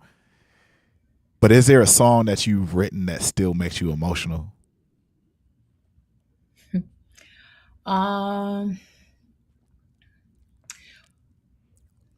your head, you're probably like, Manan, why you always do this to me? No, you know, so the other day I was doing North Star, and you know, North Star is very personal because I wrote that in a conversation with Messiah, with my son. Yeah. And he was telling me, he said, his first time ever going to a public school was 8th grade. Before then, I homeschooled him. And, you know, he's like, Mom, I want to go to public school with regular kids and blah, blah, blah. You know, everybody think the white man's ice is colder. Yeah. I said, well, if you really want to go, I'm telling you, it's an insane asylum. But if you really want to go, try it. You know, by all means, if that's what you want to experience, you know. And he said, Ma, I just feel so different than everybody else. And I said, whew, thank God. I really worked hard for that. The proper response is, you're welcome. Okay. But when I was writing this song, I was talking to him in the car about how brilliant our people are, and that imagine having to walk from Alabama or Mississippi up to Canada, and all you have is the North Star to guide your pathway. Imagine the kind of faith that it takes to be hunted constantly, and to still know you're going to survive, and that you have to survive. And because they survived, it's the only reason I'm here having this conversation with you, right? So imagine that kind of to everywhere you go to be hunted. For people to tell you that you don't exist anymore, that you're not allowed to exist. And now, so that's who you come from, right? So if you ever lose your way, you literally can just call on their names. You literally can just make a prayer, say a prayer, and ask for guidance, right? That your path is already laid out in front of you. All you got to do is don't go astray. Your path is already laid before you, and that you're destined for greatness, and you're supposed to feel abnormal in a sick and insane environment. You're supposed to feel out of place in hell. You're supposed to feel like that. The environment that they give our young people to live in and to, oh my God, it's sickness. Yeah, you should feel uncomfortable in some of these spaces that they created for you, for your entrapment. You should. And but the chorus says, I was doing it the other day, and I just like I felt like chills all over my body. Like the spirit is so high on that song. But it says, baby, baby, if you lose your way, it's only a prayer away. Your guiding light, your North Star, is with you everywhere you are. Oh, baby, if you lose your way, it's only a prayer away. Oh, hold on to your dreams and remember, I said you're a king.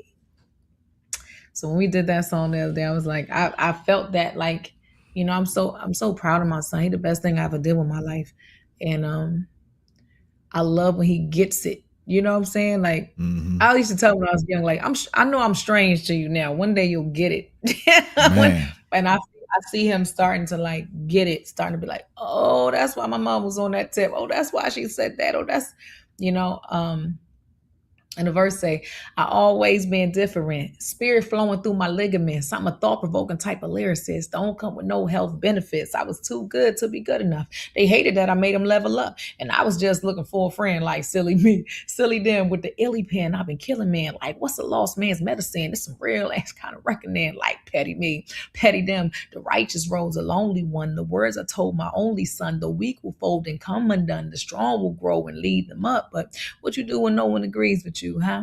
Can't you still speak the truth with no amens and no cosigns and no praise hands on the post line? Like everybody do the most now, huh? Try to prove that it woke, huh? May God give us discernment from the fake prophets and the posers. These days can't tell the same from the profane. Calling drips chocolate rain, everything's for sale, listen, and shame. I've been woke so long, my eyelids swole. You couldn't know this road I'm on. I pray we make it home. My king, my son, my throne to carry on.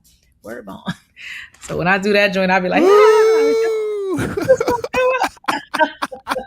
Yo, everybody, we're going to come right back with the Mountain Eagle keeper herself and Grammy-nominated singer-songwriter Maimouna Yusuf, Moo Fresh. We're going to come right back on the Grapevine. Go get something to eat and come right back. Don't act like that. Don't wear that. Don't think that. I've heard everything you tell yourself every time you felt different. And I want you to know that you can be vulnerable and powerful. That taking care of your mind is taking care of everyone you love and who loves you. Love your mind. Find mental health resources at loveyourmindtoday.org. Brought to you by the Huntsman Mental Health Institute and the Ad Council. The possibility of lung cancer can be pretty scary, especially if you're one of approximately 8 million current or former smokers at high risk. That's why SaveByTheScan.org wants you to know that now there's a breakthrough low-dose CT scan that can detect lung cancer early, and it only takes 60 seconds. You stop smoking, now start screening. For an easy quiz to see if you're eligible, visit SaveByTheScan.org. It could save your life. SaveByTheScan.org is brought to you by the American Lung Association's Lung Force Initiative and the Ad Council.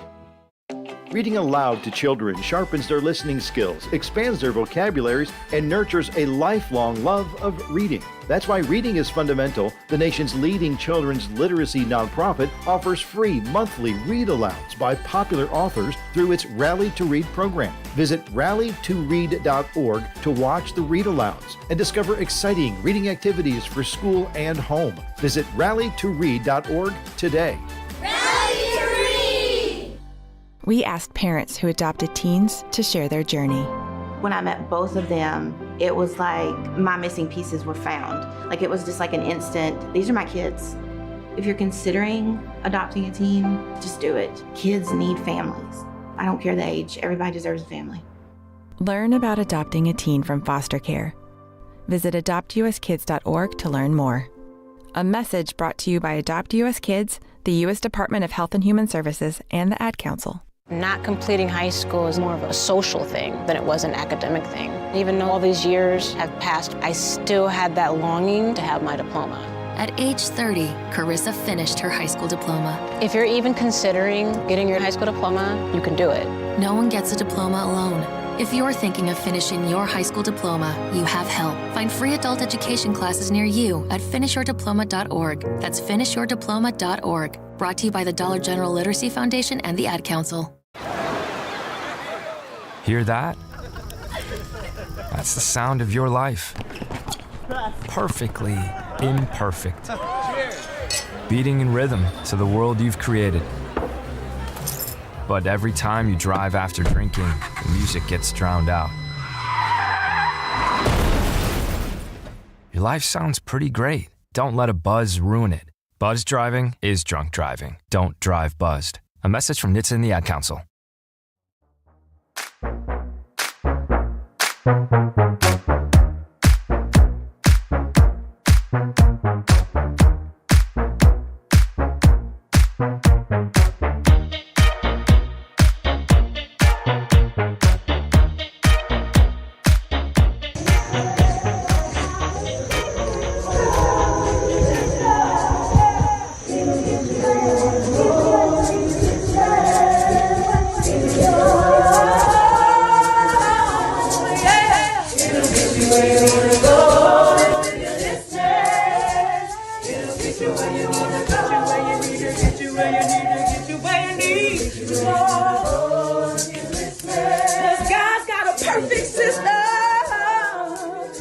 And it'll get you where you need to go.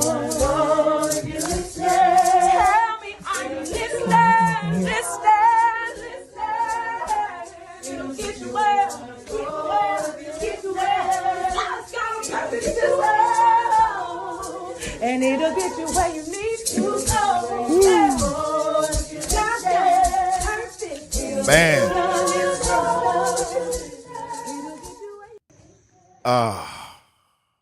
Man. I don't know what to say. God's got a perfect system, and it'll get you where you need to go when you get there. When you listening. When you listening. When you listening.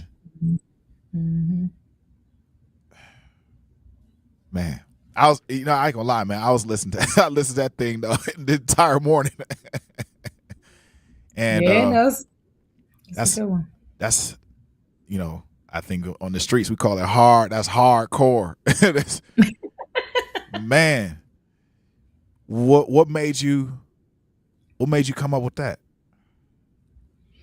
So that was actually I started working on this acapella album with Cody Chestnut. He was engineering and producing with me. Yeah, shout out to Cody. And so the song is called GPS, but so the song's called GPS. It's all acapella song, and I just started singing it in the dome one day when we was smudging, and everybody just took their parts and started singing along. It became a moment, that's what happened in the Sound Dome. It's things just take on their own spirit. And they, everybody started singing along, and it was definitely a powerful moment. There was a group from Chicago called Eman. I've done a lot of work with them over the past 15 years, all types of activism work, Yeah. And they have been very helpful with us getting Mountain Eagle Place up and running. And so they brought some of the brothers down from the Green Reentry Program, who had just come home. Some of them who have been home a while, returning citizens. And so, they learned construction skills, but they had never learned indigenous construction skills. Mm-hmm. And for some of the young brothers, one brother told me, he said, I've never walked outside barefooted before. And I said, you got to ground. I said, the rubber in your soles, it prevents you from being able to connect with God and with spirit, and being able to the resonant frequency of the earth it regulates your nervous system. So you got a free built-in nervous system regulator here that we don't take advantage of, and when you connect it on the earth and your system is regulated, when you're in a calm state, that's when you can hear God the clearest, when you're not all, agitated and angry and going through different things, when you just allow your energy and your nervous system just to calm down, sit down, serve, and rest a little while. I was like, and so, we made salat outside, Mm. and one of the brothers took his shahada out there, and it's a different experience. Everybody's like, well, it's different when you put your head to the earth, when you in sujood, like it's a different experience, Yeah. So I was really happy that the brothers was able to be outside in the woods and walk barefooted, and because I don't know, I think some guys think it's weird to take your shoes off. Yeah. To have your feet. Like, I'm not showing my toes. Like, nobody's looking. We don't care about your toes. Let the earth to feel your toes. It's not weird. It's okay. So it's really beautiful. Like, I had such a good time with those brothers. He said, "What kind of Muslims are y'all?" And I said, "Well, we Allah tree does not hugging ask Muslims. you to."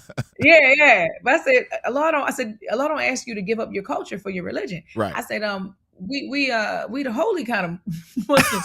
I said, have you seen anything ungodly happening here since you've been here? He said, no, I haven't. Okay, well, we the godly Muslims. That's who we are. Right. I said, and so much of native culture, the honoring of the earth and the insects and the trees, you'll find that all throughout the Quran. Yeah. That Allah tell you to look for me in signs of nature. That's right. That's our whole tradition. Yeah. Is dealing with nature, dealing with God's creation, honoring, respecting it, that we're caretakers. We're stewards of the land, stewards of the earth and of God's creation, so it's very congruent. So and talking about congruency, you manifested yourself into this. You manifested your family into this. You also, along with your family, you manifested that. But then you also manifested in 2019. You wrote down that, you know where I'm going.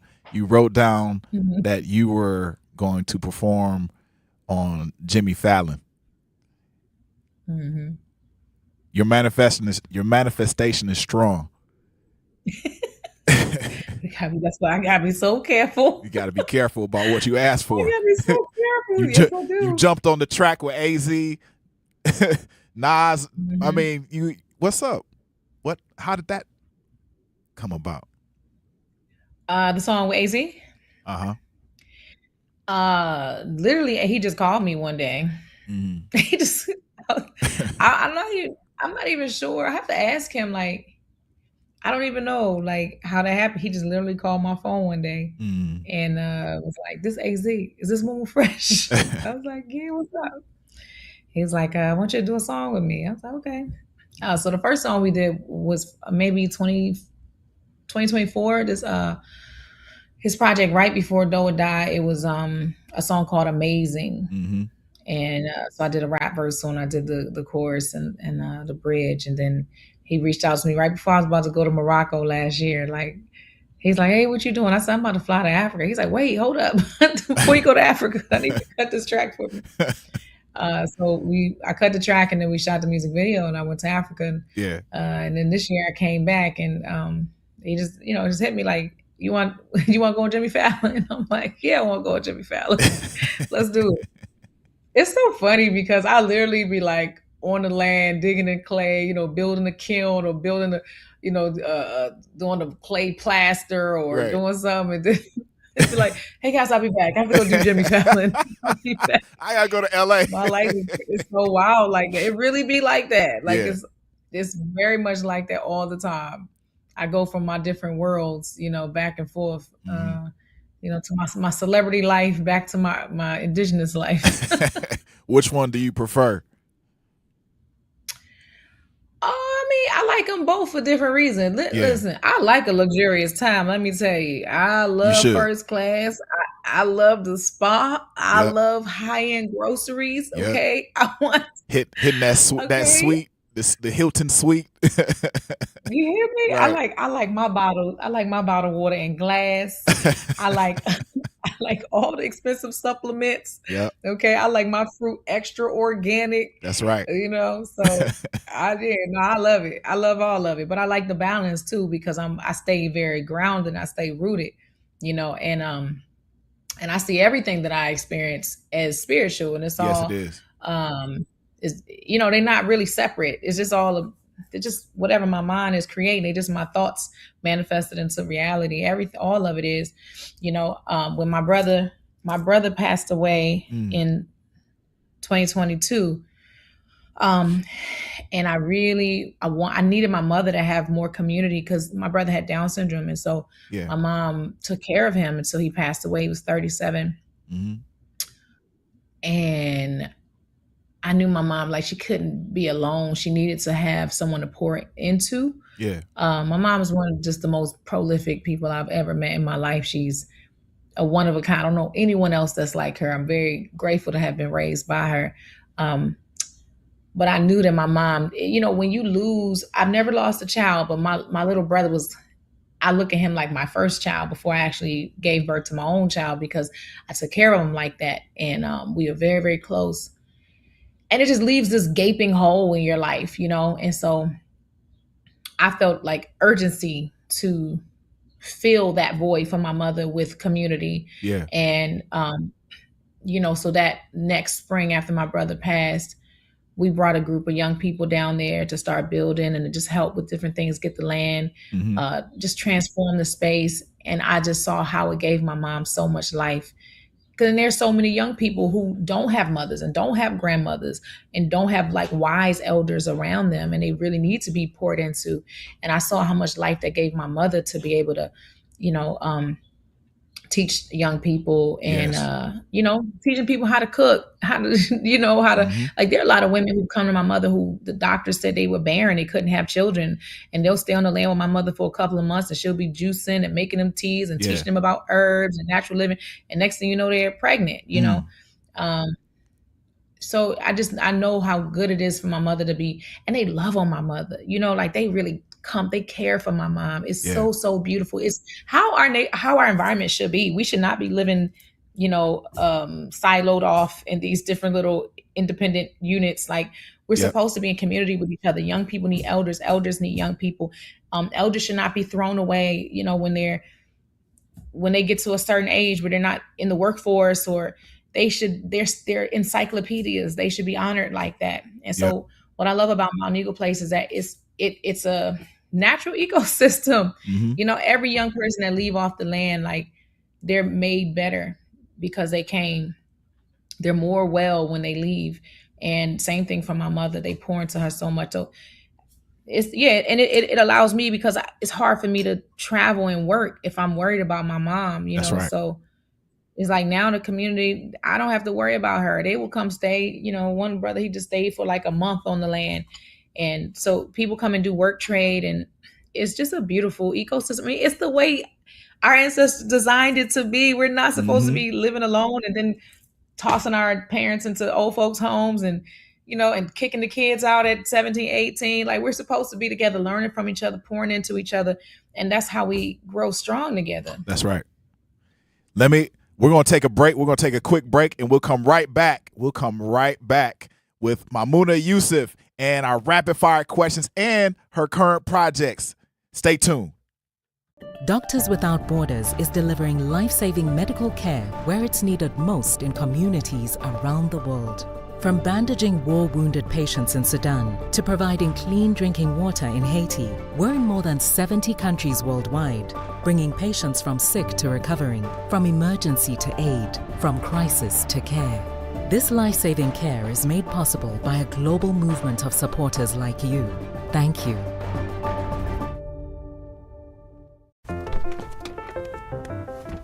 Mommy, can I sit in the front seat just this one time? Please, please, please. No, not yet. But why? Because I love you, and you're just not ready yet. Now, get in the back so I can get you in your car seat, please. Putting your kids in the right seat for their age and size is an act of love. Check that your kids are in the right seat at NHTSA.gov/the right seat. Love protects. A message from NHTSA and the Ad Council. In sitcoms, when someone has a problem, they just blurt it out and move on. Well, I lost my job and my parakeet is missing. How was your day? But the real world is different. Managing life's challenges can be overwhelming. So, what do? We get support. The Huntsman Mental Health Institute and the Ad Council have mental health resources available for you at loveyourmindtoday.org. That's loveyourmindtoday.org. See how much further you can go when you take care of your mental health. For 250 years, our armed forces have bravely served America. Wounded Warrior Project honors that legacy by supporting post-9/11 service members and veterans like Anthony, a Marine who was injured by a roadside bomb in Afghanistan. They carried me through my injuries, not just my physical, but my mental. And seeing other vets doing the same thing helped me tell myself, hey, you can do this. Join us in honoring warriors at woundedwarriorproject.org/America. In the United States, a vehicle is stolen every 31 seconds, about as long as this message. Luckily, you can take a few easy steps to protect your car in the same amount of time. Remove your valuables, roll up your windows, don't leave your car running unattended, lock your doors, and take your keys or fob. If you have information about a crime, call the police. If you suspect insurance fraud, also call 800-TEL-NICB. A public service message from the National Insurance Crime Bureau.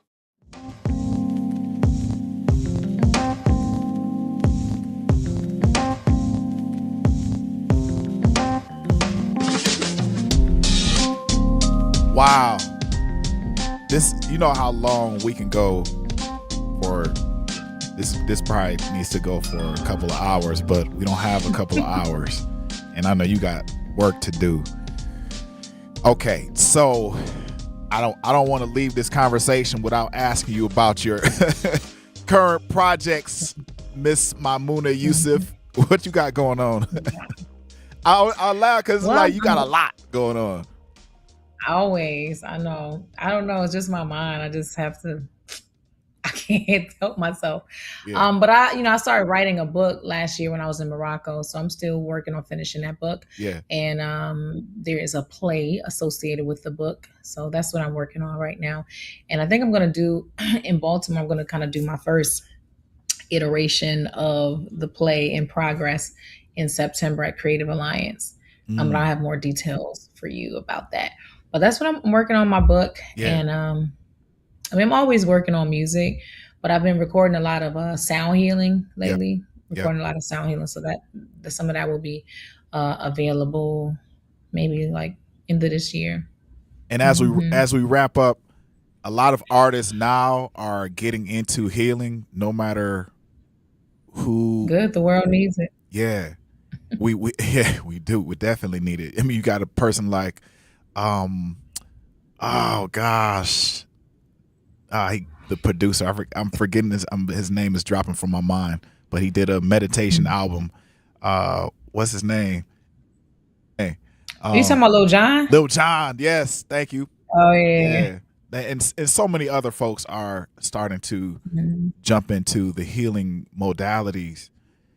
I'm happy that you came on to express your love for healing, also your love for your music and how that can help with folks healing. We can do a part 2 way later on, especially when the play comes out. But this is a part of our segment where I ask you rapid fire questions. So we're gonna have a little fun. You ready? Okay. All right. Yeah. Rapid fire question: Jay-Z or Nas? Nas. Even though it's so funny, I was just telling my friend the other day. Yeah. More of Jay-Z's lyrics live rent free in my mind. Even though Nas is my favorite rapper, right? But it's so many. Jay got so many quotables and like little nuggets to live by. I can't tell you how many times I'll be like, it'll cost you nothing, pay me no mind. Okay. Or what you eat don't make me. All right. Yeah, exactly. It's so many little and that Jay has more of those for me, like business quotables, just little bossy quotable. You know what I'm saying? Yo, mine is we hustle out of sense of desperation from the Reasonable Doubt album. We hustle out of sense of desperation. Like, oh man, yeah, bring it. We definitely kind of do. There's so many that I tell people, like, that comes up in a conversation. I'm like, at this point, hold on, you know what? You ain't got to feel no way about Jay so long. Let me tell you, Yes. All right, golden era hip hop or today's hip hop?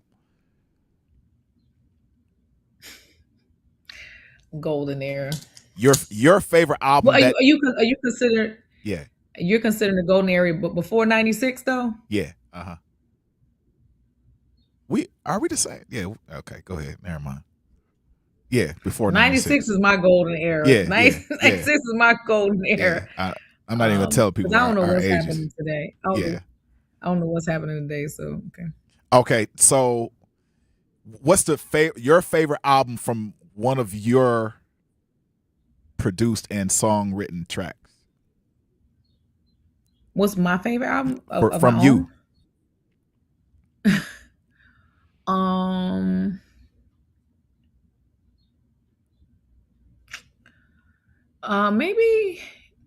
Maybe I don't know. Maybe The Healing, the most recent one. Mm-hmm. I'll be honest. I'm so critical. Like I be off. Now I want to say I am critical, but I'm also just like I'm off it.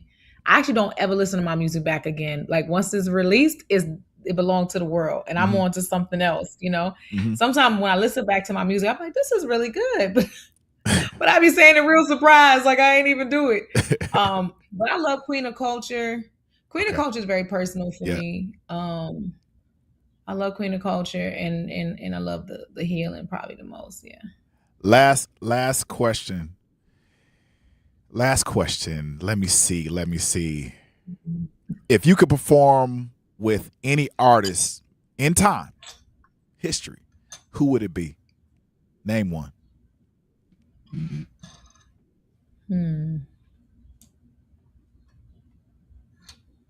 I really love Marvin Gaye. Oh, Marvin or Donnie.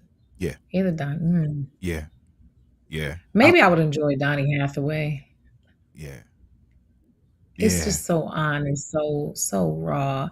I love Marvin's backgrounds, like, but Donnie a spiritual experience. Marvin is too, but Donnie's a different kind of spiritual experience. Like, you gotta take a deep breath when you sing with Donnie. Yeah. Maimouna. So maybe Donnie Hathaway. Yeah. Maimouna, thank you so much. Thank you. I'll be in contact with you. You're my sister. Okay. I'm coming down to Mississippi. Am I right? Come on, stop playing that. Yeah. We're in Virginia. My family from Mississippi, but we're in Virginia, like Southern Virginia. Okay. Oh, guaranteed. Then we'll be there. I got Sahar. Put your hands in the clay. Right. Yep. Sahar gonna be with me, so we're gonna be in there. Yeah. your niece. Yeah. And as we wrap up today's edition of the Grapevine, we'd like to thank you. We thank you. I really appreciate everything that you've given us. Before we go, it's time for our song of the day. It's our selection, Lights Down Low by Milwaukee's own Ray Nitty, produced by Grammy-nominated producer Business Boy. Yeah, Lights Down Low. Thank you, Maimouna. Stay tuned, everybody. I'm Chris Jackamick. I served in the United States Air Force and I deployed 3 times. So in 2017, I was serving as an Air Force First Sergeant. Our motto in that role is my job is people, everyone is my business. But unfortunately in that year, I would lose my own brother, Lance Corporal Adam Jackamick, to suicide. The majority of veteran suicides are from guns. I store my weapons securely, not only for myself, but for my family. Store all your guns securely. Help stop suicide. My service never stops. Brought to you by End Family Fire and the Ad Council. And here's Heather with the weather. Well, it's beautiful out there, sunny and 75, almost a little chilly in the shade. Now, let's get a read on the inside of your car. It is hot. You've only been parked a short time and it's already 99 degrees in there. Let's not leave children in the back seat while running errands. It only takes a few minutes for their body temperatures to rise, and that could be fatal. Cars get hot fast and can be deadly. Never leave a child in a car. A message from NHTSA and the Ad Council. Babes, what are you doing? What? I'm just mowing the lawn. No, it's blazing hot and dry out here. Don't you remember? Smokey Bear says. Avoid using power equipment when it's windy or dry. Where'd you learn this? Oh, it's on SmokeyBear.com with many other wildfire prevention tips. Right. Thanks, honey bear. 'Cause remember, only you can prevent wildfires. Brought to you by the USDA Forest Service, your state forester, and the Ad Council. When a warrior faces adversity, he fights through it. he finds a way. Freedom isn't free. Rolling strong. Belief. Believe you can, and you will. Wheelchairs for Warriors provides mobility solutions to veterans and first responders injured in the line of duty. Join the mission and visit wheelchairsforwarriors.org. Here's the deal. We gotta set ourselves up. See, retirement is the long game. We gotta make moves and make them early. Set up goals. Don't worry about a setback. Just save up and stack up to reach them. Let's put ourselves in the right position. Pre-game to greater things. Start building your retirement plan at thisispretirement.org. Brought to you by AARP and the Ad Council. For 75 years, the Muscular Dystrophy Association's voices have thundered through the halls of Congress. For 75 years, we've willed the impossible into existence. For 75 years, the MDA community has pushed the science, shifted the narrative, and established the field of neuromuscular medicine. And until that day, when this is all a thing of the past, you couldn't stop us if you tried. Join us and celebrate 75 years of breakthroughs at MDA75.org. You're listening to Milwaukee Black Talk on 101.7 FM. The Truth. And 1510 AM. W269DL. Milwaukee. A Milwaukee Black media company. She don't wanna leave. She don't wanna let me go. And what we doing in this room right now, we can't let the neighbors see, so turn them lights down low. Lights down low. She don't wanna leave. Lights down low. She don't wanna let me go. And what we doing in this room right now, we can let the neighbors see, so turn them lights down. She fell in love with that slow motion love cologne. Slow motion love cologne. Slow motion love cologne. Slow motion love motion. Slow motion love motion. Slow motion love motion. Slow motion. I wanna see you putting on, put something on you so cold. Put something on you so cold. They don't want to see you putting on, put something on you so cold. Put something on you so cold. Arch your back, girl. Arch your back, girl. Arch your back, girl. Arch your. They don't want to see you putting on, girl. Arch your back, girl. Arch your back, girl. Arch your back, girl. Putting on that love, girl. Putting on that love, girl. Putting on that love, girl. Putting on that love, girl. Putting on that love, girl. Putting on that love, girl. Putting on that love, girl. Putting on that love, girl.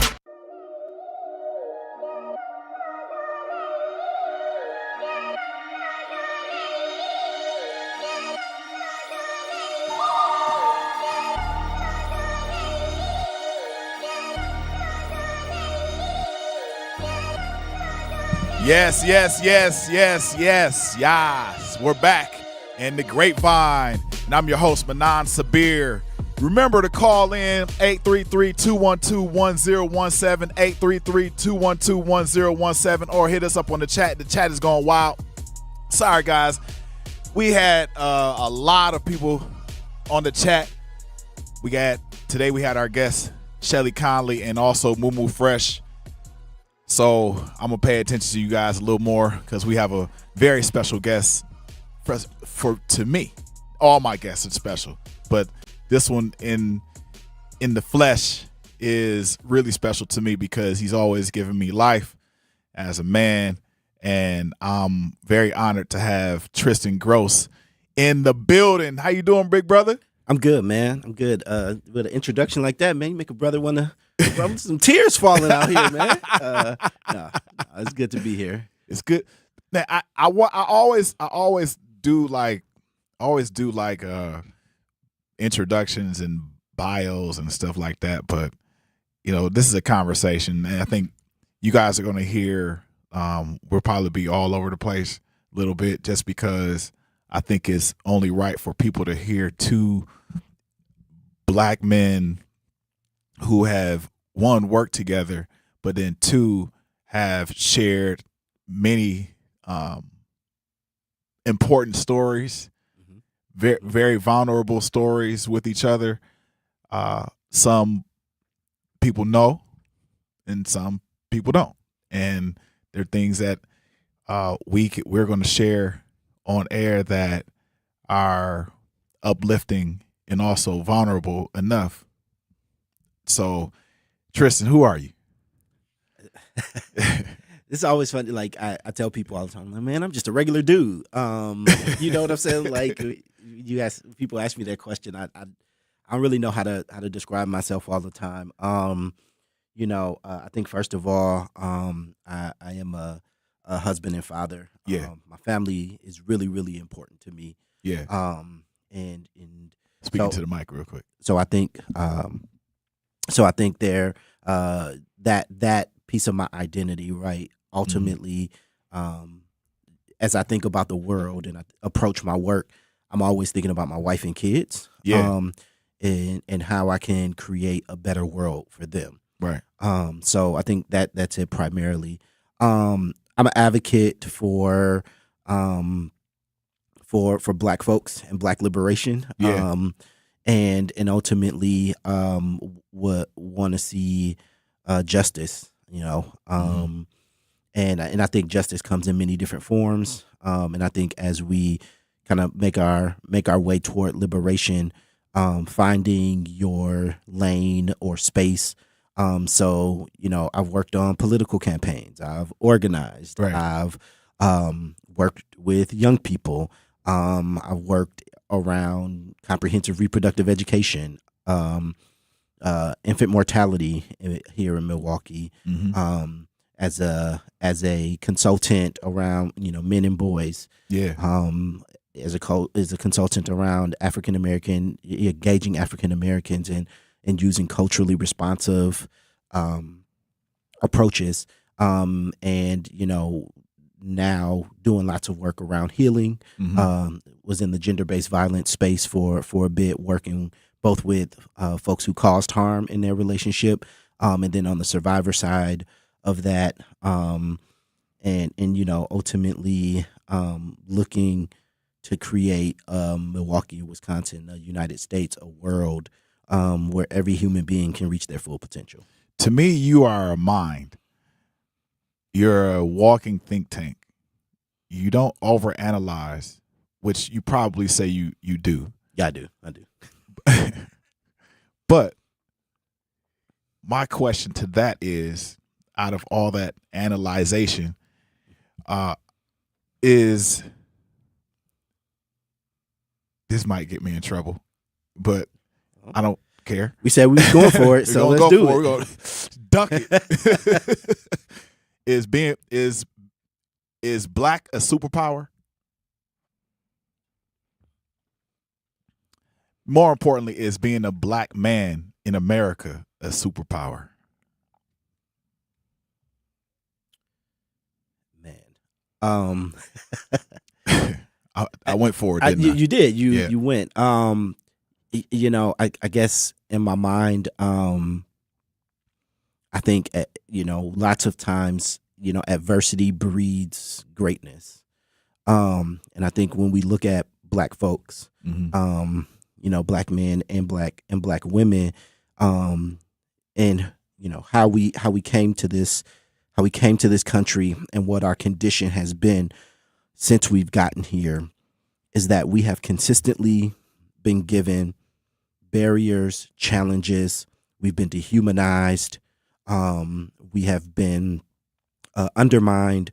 And we have, despite all of that, we have still found ways to thrive. Yeah. Right. There's no place that you can go on this globe where there is not an imitation of Blackness and Black culture. Yeah. Right. And so I think in that way, I think we're amazing. Mm-hmm. And at the same time, I think about this a lot with my kids, right? There are certain things I learned through adversity. Yeah. But those things hurt me. Mm-hmm. And so as I think about how do I cultivate some of those things in my children without the pain. Yeah. And I think that's the space I'm always talking about, is like, yeah, we're great, and our greatness has come through pain. And how do we create spaces for healing so that we can truly enjoy what we've created without carrying that pain? Your kids, 2 girls. Mm-hmm. You're a black man raising 2 girls. Correct. You came from a different lifestyle than they are living. My kids think I'm a square. And you are completely not. They don't know. No, they have no Talk, clue. Talk about your childhood and what's different for them. I think everything, right? You know, my children have a different relationship with their parents than I had. You know, my parents were never married. My father did not live in the home. He struggled with addiction. Yeah. And we had a really contentious kind of on again, off again relationship, right? And I, you know, and I don't, and I'm gonna say this now, like I don't argue that with nobody. You know, people will say things about parents, and unless you've been in a space with a parent who has significant dysfunction, like don't talk to me about navigating that. Yeah. Because, you know, I often feel like I didn't ask to be here, right? Mm-hmm. When I think about the conditions under which I was conceived and was brought into this world, and this is no shade to either of my parents, but I understand they did the best that they could. Mm-hmm. And there's also ways that their pain that they were carrying didn't allow them to be able to show up for me. Yeah. And so I think for my children, you know, I think they know we'll show up for them. Mm-hmm. My kids have a different relationship with money than I have. Yeah. My kids have a different relationship with housing than I have. Mm-hmm. My children have a different relationship with food than I have. My children have a different relationship and ideas about the world around them than I have. Like, and that's the point, right? I remember being early in parenthood and I read an article by a woman and she said, my kids don't understand me and that's okay. Right. You know, and I think that is, I don't necessarily want them to understand all the stuff that I had to go through. Yeah. And so I think that's what's different. Like their whole life is different. And that's cool. That's what we working toward, right? Yeah. Like every generation should be doing better than the generation before them and have different experiences. And within that, we hold on to our Black culture and, you know, and create pride there. So yeah, that's it. They whole life different. Hey y'all, we're gonna be back with Tristan Gross on the Grapevine. I'm your host, Manan Sabir. If you have any questions, comments, or concerns, please call us. We're going to come back and we're going to talk about being a full-time dad. The performing arts do more than entertain. They bring the community together. From live performances and arts education to free community events, UPath helps supports the organizations that keep southeastern Wisconsin vibrant. But it only happens because of people like you.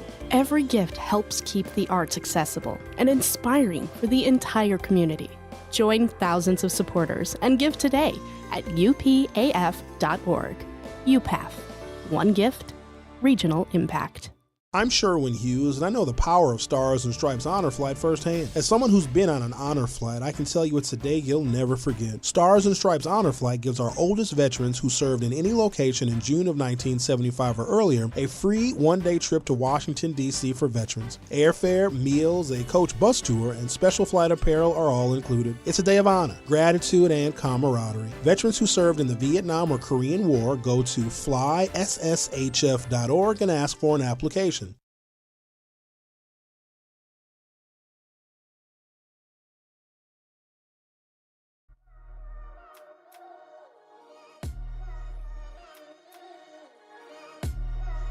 Yes.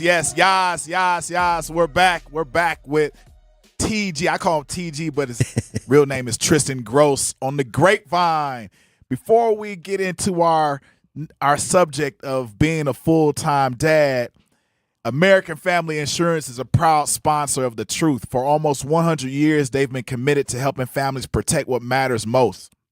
Your home, your vehicle, and the dreams you're building every single day. And if you're part of the Truth audience, you already know you work hard for yours. That's why having the right protection in place matters. American Family helps you stay ready for whatever life brings so you can focus on moving forward.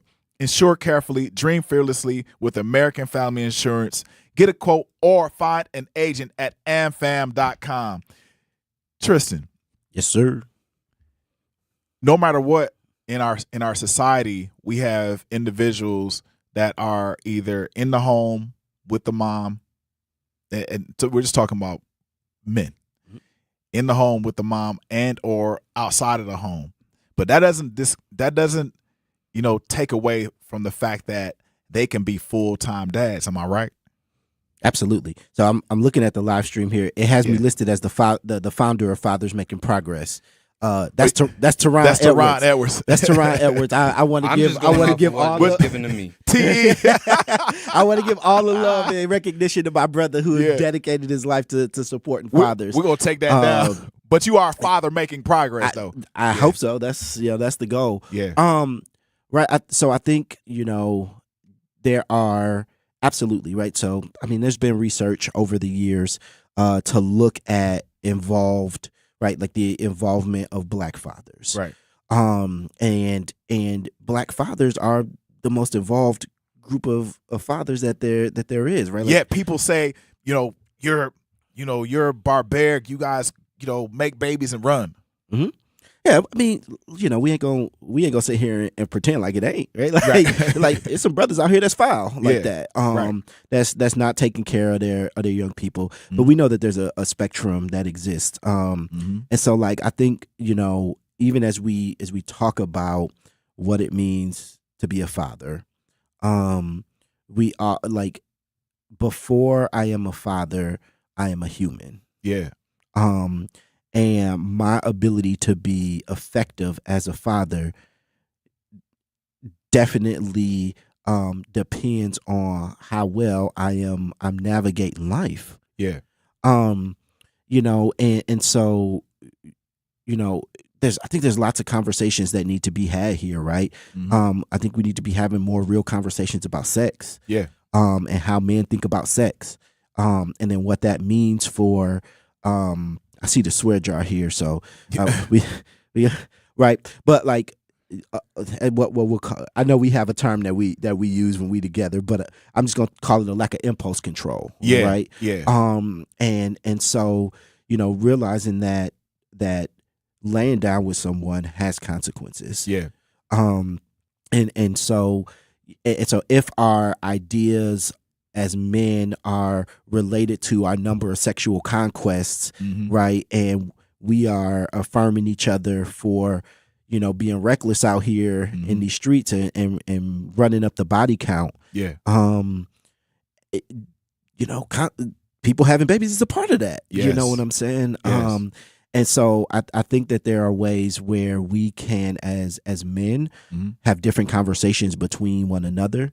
And every time I talk about this conversation, I always get the pushback or the feedback about what women need to do, and that's a conversation, but that ain't our conversation, right? So if we think about racism, there's a lot of things that white people need to do in order to show up differently, but there's also some things that need to happen within the Black community, right? And that's where my focus is, right. So I'm gonna let women and girls, right, handle conversations about women and girls, because I know that there are some amazing women out there who are raising the standard and holding the standard and doing amazing. Yeah. And they gonna lead those conversations, but as men, we have to hold one another accountable. That's right.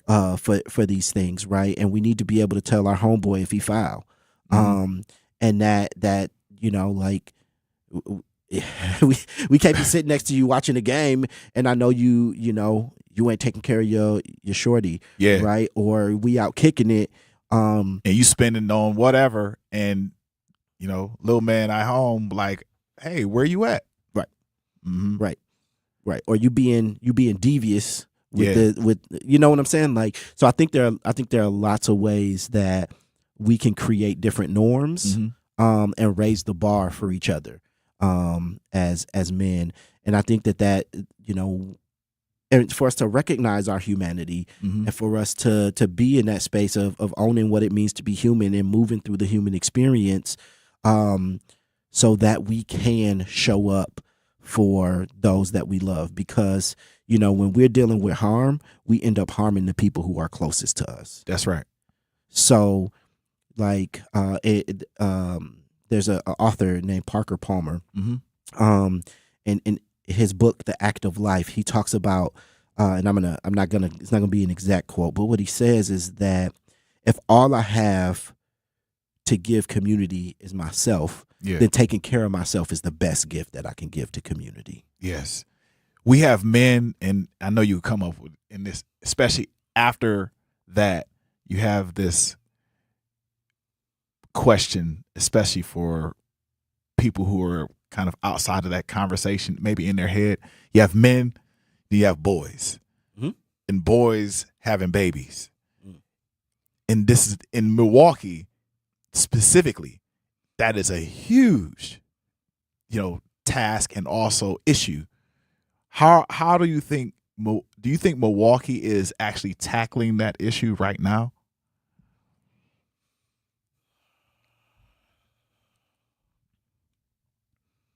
I don't think so. I don't think so, right? Because oftentimes the responsibility for reproductive health is put on women and girls. And as men, we're not talking to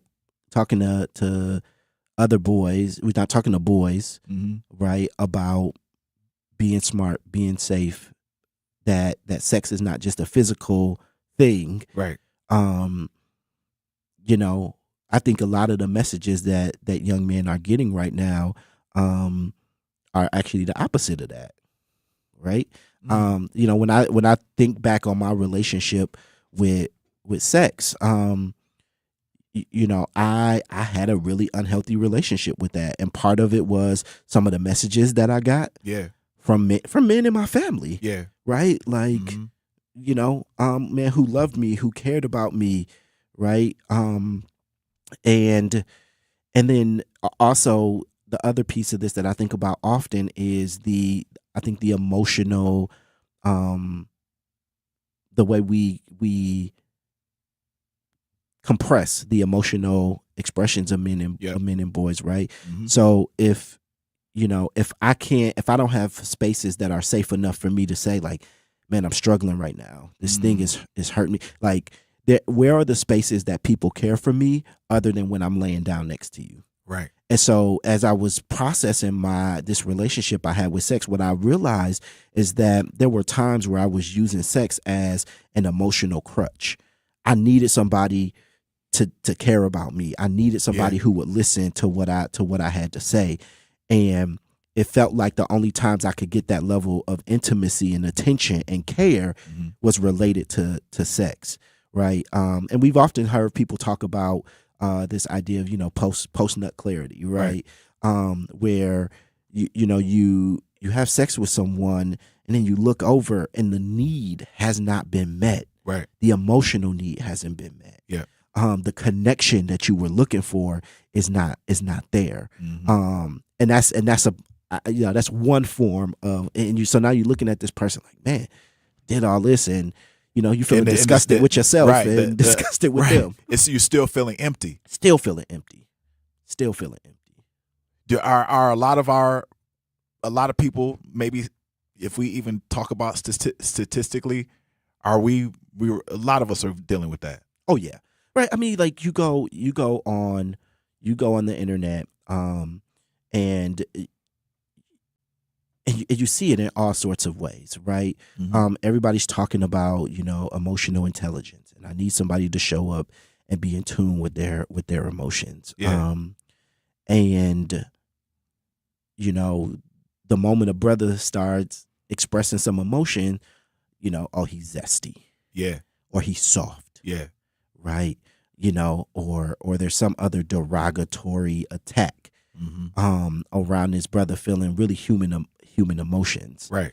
And so yeah, I would say until we figure out how to create safe spaces for men and black men, we are gonna just continue to see this emotional stagnation.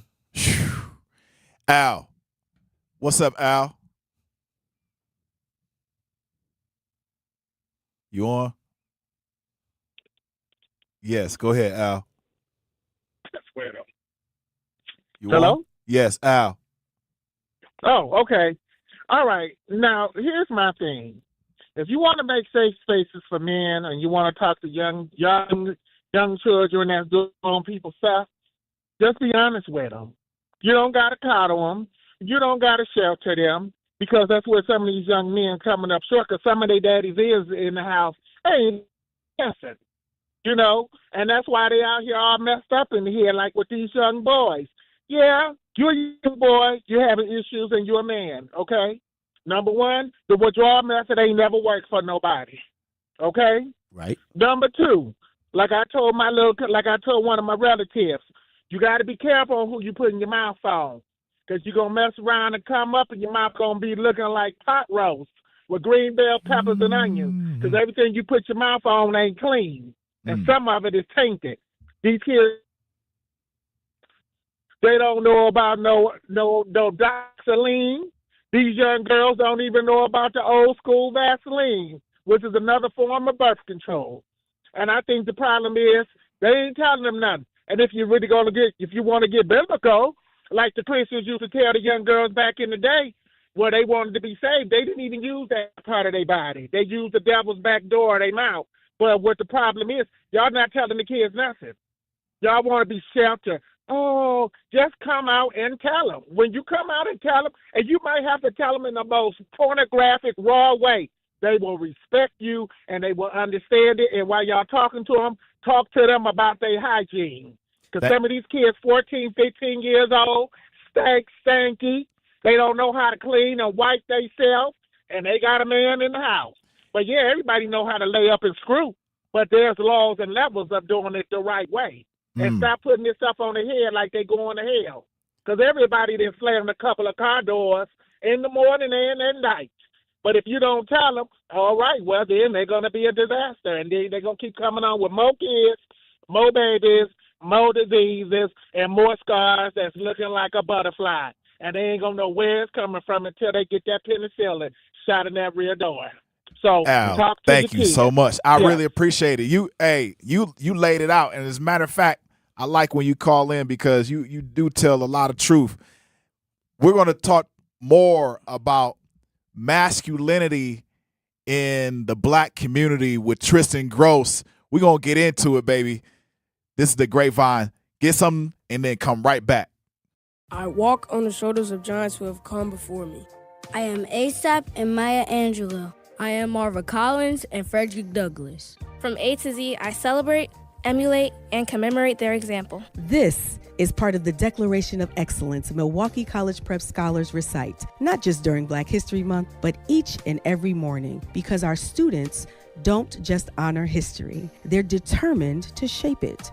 Enroll your scholar at MilwaukeeCollegePrep.com. The performing arts do more than entertain. They bring the community together. From live performances and arts education to free community events, UPath helps support the organizations that keep southeastern Wisconsin vibrant. But it only happens because of people like you. Every gift helps keep the arts accessible and inspiring for the entire community. Join thousands of supporters and give today at upaf.org. UPath. One gift, regional impact. I'm Chris Jackamick. I served in the United States Air Force and I deployed 3 times. So in 2017, I was serving as an Air Force First Sergeant. Our motto in that role is my job is people, everyone is my business. But unfortunately in that year, I would lose my own brother, Lance Corporal Adam Jackamick, to suicide. The majority of veteran suicides are from guns. I store my weapons securely, not only for myself, but for my family. Store all your guns securely. Help stop suicide. My service never stops. Brought to you by End Family Fire and the Ad Council. And here's Heather with the weather. Well, it's beautiful out there, sunny and 75, almost a little chilly in the shade. Now, let's get a read on the inside of your car. It is hot. You've only been parked a short time and it's already 99 degrees in there. Let's not leave children in the back seat while running errands. It only takes a few minutes for their body temperatures to rise, and that could be fatal. Cars get hot fast and can be deadly. Never leave a child in a car. A message from NHTSA and the Ad Council. This is the Bloomberg Black Business Beat. Big AI companies like Anthropic and OpenAI are making plans to start trading publicly, a major milestone for the emerging tech. But as the space continues to grow, so do the number of skeptics worried about its safety. This week, we focus on a conversation on Bloomberg with Sophia Noble. She's a prominent black scholar who spent time focusing on AI's impact on people from underrepresented communities. Noble spoke to Bloomberg about her research on AI models and how they could reinforce stereotyping. We have discriminatory data that is training models, but what's different now is that these models obfuscate the inequality. They appear to be factual and reliable, and if you don't know, if you don't have deep expertise, you're not going to know that the kinds of things that are being served up in these products are actually faulty. Sophia Noble is a professor at UCLA and director of the school's Center on Resilience and Digital Justice. I'm Bloomberg's Justin Milliner on the Black Business Beat.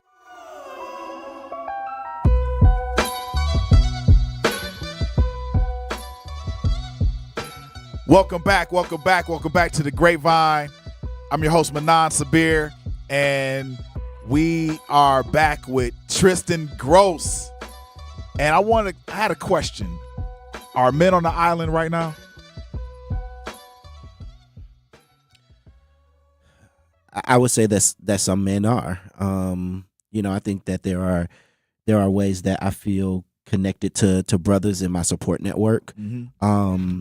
Where I can call and have vulnerable moments. Yeah. And in those moments I feel connected.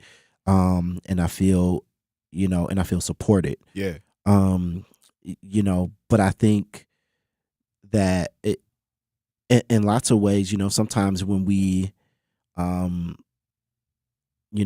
we start to buck or we start to kind of grow out of some of the really immature manifestations of masculinity, that space with men is not as safe, right? As what I'm saying is, if you with your boys and like they objectifying a woman and you like, meh, she also has hopes and dreams and is a human being. Mm-hmm. You know what I'm saying? They're like, oh, here he go again, putting his cape on, right? And it's like, yeah, like nah. I can't sound like NWA right now. We gotta, right. And so I think, but I think, I often think about it this way: is that our liberation as men, is related to our liberation as black folks too. Yeah. Right. And so to think about the fact that,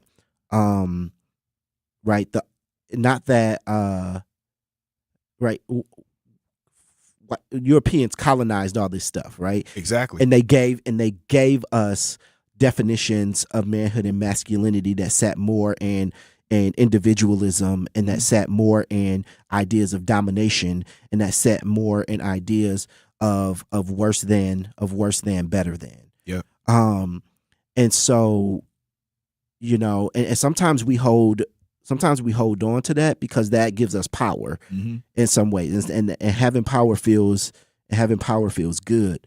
But like, some of us as black men will be willing to criticize everything about a white society except for ideas around manhood and masculinity. Right. And when we talk about our we'll hold on to that, right, for till kingdom come. Right. Yeah. Right. And so when we talk about critical consciousness, right, when we talk about Sankofa, we talk about going back and getting and going back and reclaiming. Yep. I think that there are ways that our ancestors had more communal communal based communities, right? Where things were asset based, and we could look at the skills that a person brought to community, and be able to respect them for the skills that they brought. Everybody had a place in community, and I think that's gotten really difficult to do.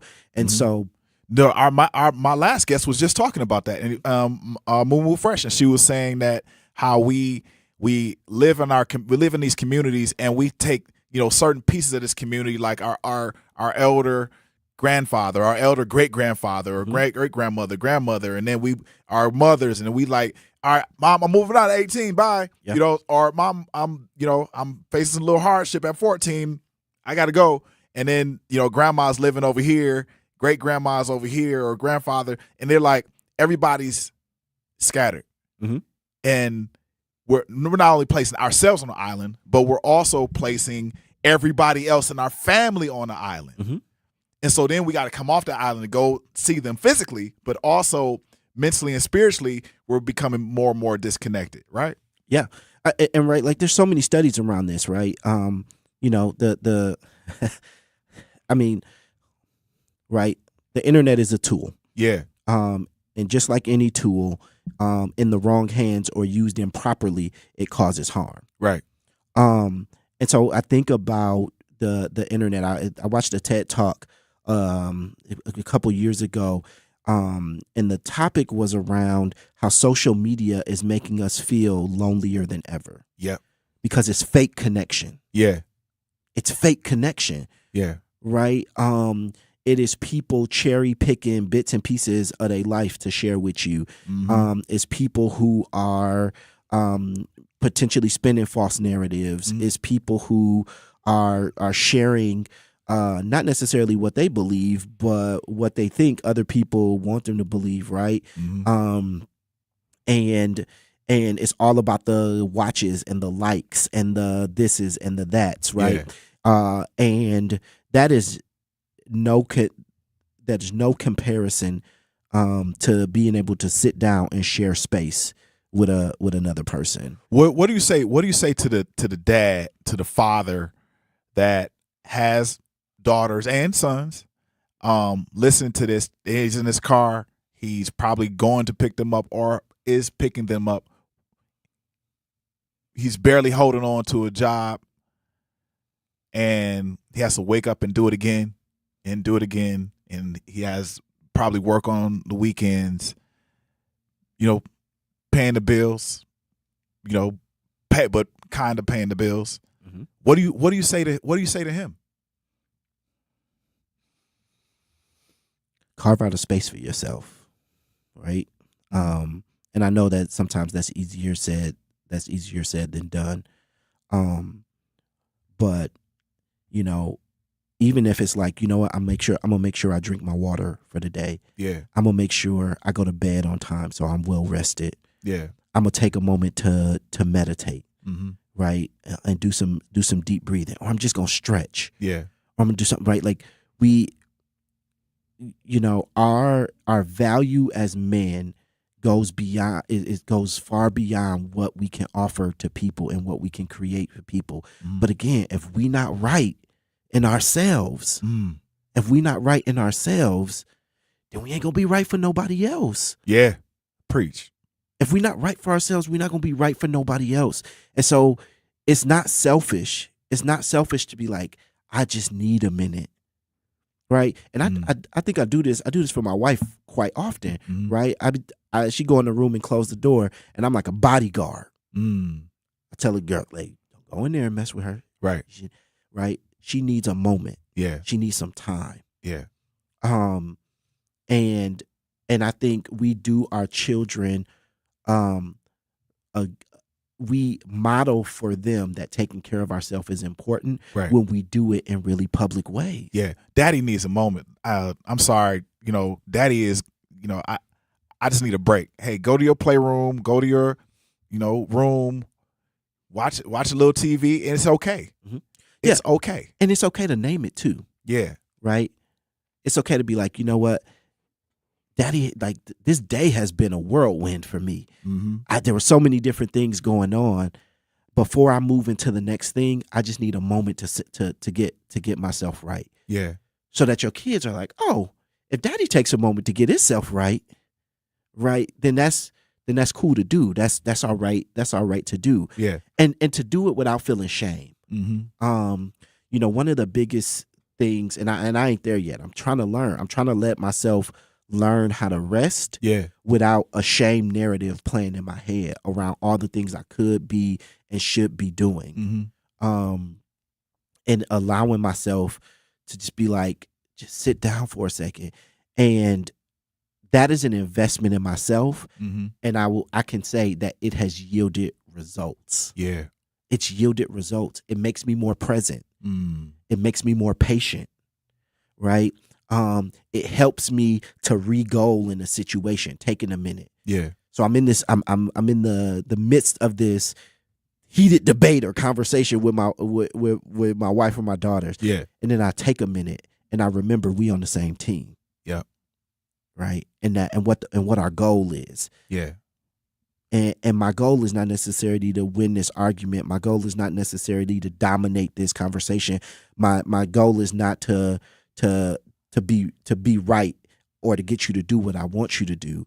Right. The goal is, can we create a space where I feel heard, where you feel heard, we talk about what we need, and we figure out a shared solution to that. Is a part of the solution having, and I'm talking to us, talking to people, is a part of the solution having a mission?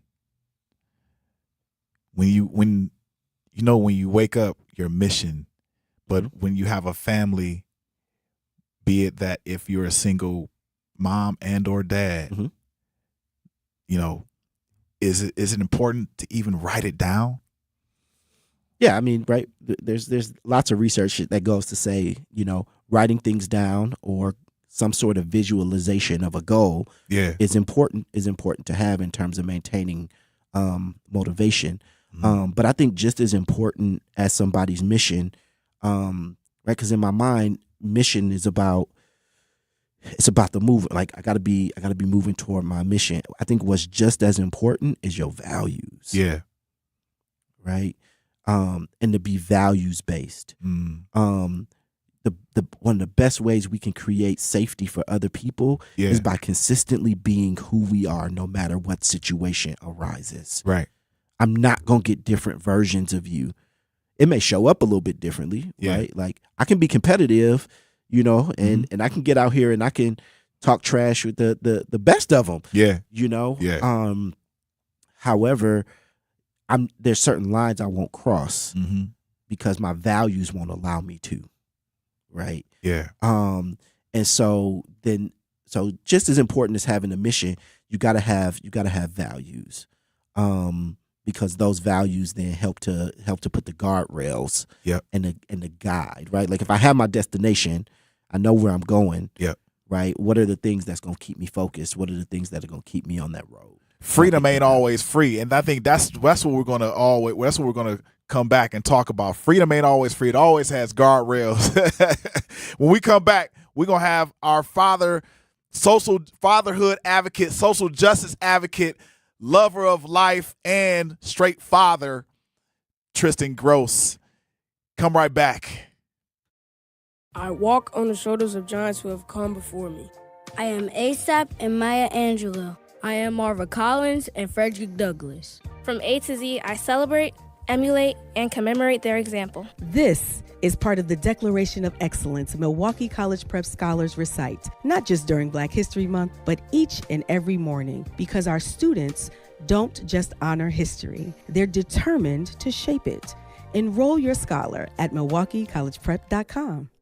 Don't act like that. Don't wear that. Don't think that. I've heard everything you tell yourself every time you felt different, and I want you to know that you can be vulnerable and powerful, that taking care of your mind is taking care of everyone you love and who loves you. Love your mind. Find mental health resources at loveyourmindtoday.org. Brought to you by the Huntsman Mental Health Institute and the Ad Council. The performing arts do more than entertain. They bring the community together. From live performances and arts education to free community events, UPath helps supports the organizations that keep southeastern Wisconsin vibrant. But it only happens because of people like you. Every gift helps keep the arts accessible and inspiring for the entire community. Join thousands of supporters and give today at upaf.org. UPath. One gift, regional impact.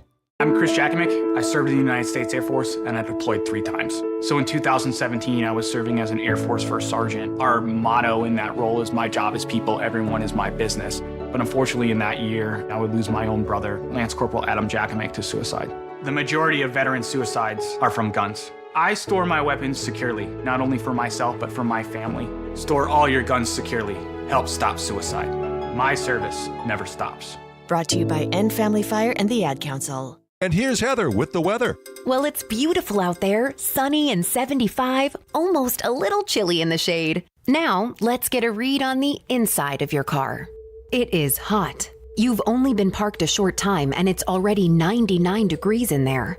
Let's not leave children in the back seat while running errands. It only takes a few minutes for their body temperatures to rise, and that could be fatal. Cars get hot fast and can be deadly. Never leave a child in a car. A message from NHTSA and the Ad Council.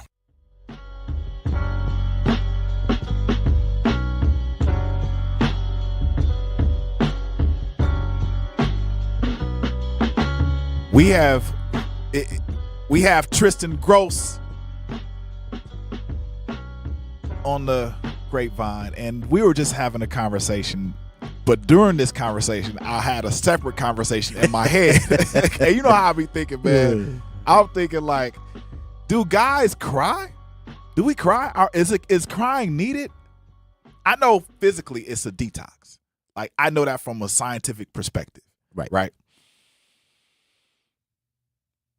But are we crying? You know, it's so interesting. You know, cousins that I grew up with would say right, seriously, there was definitely my cousins. Right, but some cousins that I grew up with, it'd be like, oh, see, I'm glad the swear jar is sitting right here. Swear jar, because it is a reminder for me to give keep him right. But it'd be like the only time I ever seen you cry was at a funeral. Yeah. And talking about crying is for right. I mean, Scarface told us. Yeah. Oh, right. Of course. Never seen a man cry till I seen a man die. Yep. You know. Yep. But I think it really is coming back again to how we're defining manhood. Yeah. And so before we even move into that, let's talk about the biology of crying. Yeah. Right. The research shows us that there are stress hormones that we release via our tears. Right. Yep. So if we talk about being stressed, like, man, I'm stressed, I'm carrying a lot, right? One way to potentially release some of that stress is let them tears fall. That's right. But what I have noticed once I started paying attention to my body is that there are times when I feel like, oh man, like something is evoking an emotion within me. Yeah. And I'm so practiced at suppressing it, at pushing it down. Yeah. Them tears don't even make it. Yeah.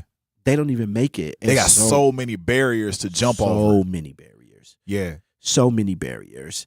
And I'll say this from, my experience. Once you start diving into your emotionality as a man, it's gonna feel like you out of control at first. Yeah. Right. And I talk about it, like I have developed this control mechanism over time. So, when I first moved into to emotionality and being like, all right, I got all this stuff pent up inside of me, and I had 2 modes. I was either on or off. On or off. Bruh. So you got no emotion or you got it all unfiltered. Yep. It's just like sleep, wake up. Yeah. Right. Over the years, what I've been able to develop is a dimmer. Mm-hmm. Right.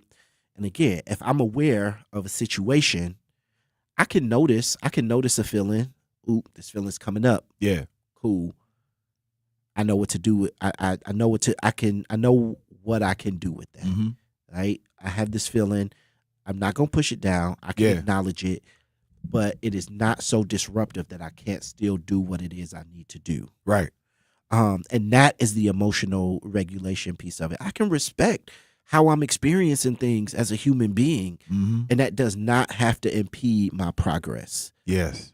Right. And I think, and ultimately, that's what I've learned.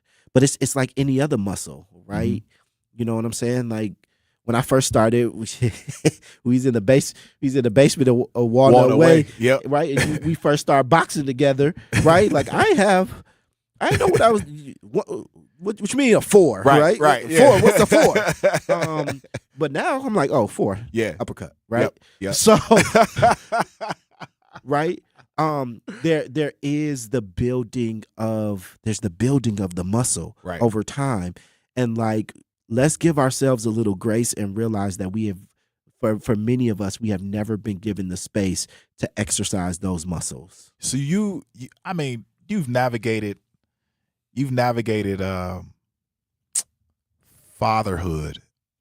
How do you rebuild after making mistakes? Because a lot of us are, we're running through mistakes. We're bashing through the wall of mistakes, like, not successfully. We're just bashing through it. And every time you make a mistake, somebody's like, man, you made the mistake. Why can't you just hold yourself accountable? This is your responsibility to pick these bricks up and put this stuff back together, right? How do you rebuild? I think it starts with how you think about mistakes as it relates to your self-worth. Yeah. Right. If you make a mistake and you then feel like something is wrong with you. Yeah. Because you made this mistake. Oh, I should have known better. Right. Oh, right. Shame and guilt narratives. Shame and guilt narratives do us no good. Those often make us defensive. And then we come up with counter narratives in our mind around why all these other things are responsible for the mistake that we made. And sometimes it's true, right? Sometimes there's some things out of our control. Yeah. But ultimately thinking about we talked about this. What are my mission? What's my mission? And what's my principle? Right. What are my principles or values? And the idea that like if I'm gonna be true to those things, then I don't have space for delusion. Yeah. Because avoiding accountability is delusion. It is. And it's a sign of immaturity. Yeah. Right? Only an immature person will look at a reality and say, no, that ain't the reality. Yeah. Because it don't make me feel good. Yeah. The truth. Right? You gotta be able to sit with uncomfortable truths and not assign them to your worth as a human being. And then come back, right? Like, so then the path back from that is your reconciliation needs to be reciprocal to the harm that was caused. Yeah. So if I said something crazy in front of a group of people, and then I call the person I said it to, and we talking one-on-one, like, hey, bro, my bad. That's cool. But like, I owe that same level of accountability to everybody who was in the space when I caused the harm. That's right. So either when we get back together again, I got to be like, hey, y'all, I owe y'all apology. Yeah. Right? Or you want to toss it in the group chat? Toss it in the group chat. If you want to call people individually, call people individually. Right? And sit with it. And sit with it. Realize that people are entitled to have whatever response to your harm that they have. Yes. And part of that's a natural consequence of making a mistake. Right? Sometimes I get a little impatient with my youngest daughter. She's a tender soul. Yeah. And she don't want to talk to me for a little bit after that. And I'm like, dang. right? Yep. And I got to sit in that. And I use that discomfort of her not wanting to talk to me, for the next 10 or 15 minutes. Yeah. To remind me why it's so important for me to be careful with my words. Where can before we're going to get to this is a part of our segment where we do like rapid fire. Cool. But before we get to rapid fire, where can people find you? I'll be at home. I'll be out the way.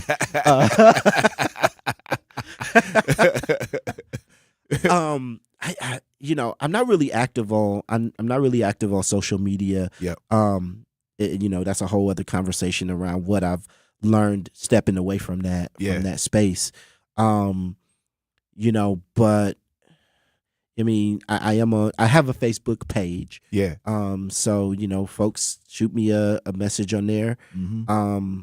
Around what they're whatever questions. I'm always open to link up and just have tea, have coffee, and figure and talk to somebody through a thing. Because that's how I define community. That's right. Community is being there for each other. And I think for me as a fatherhood, social justice advocate, and for me, you are a professional in that space. I thank you for coming. I thank you for allowing yourself to be open to this type of conversation. It's not the end, because we're definitely gonna have some more conversations around we fatherhood. just touched the surface. We just today. touched the surface. But before we leave, our rapid fire question, we got a couple. Girl dad or boy dad? Just dad. Hardest age to parent? I feel like middle schoolers are weird, bro. Yeah. One word that describes fatherhood? Love. What's more important, time or money? Time. Biggest parenting lesson? Get out your own way. What would you tell the 20-year-old Tristan?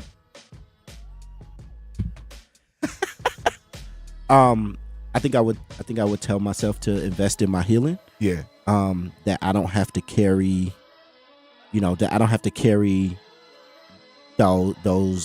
old wounds. Yeah. And that I don't have to live up to other people's expectations of me. I get to set and define those for myself.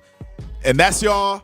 Tristan Gross on the Grapevine. I'm your host, Manan Sabir. We have Jazz and Mech coming up next with the Chad Roper. Woo! Thank you, Tristan. Appreciate you, bro. We out, y'all.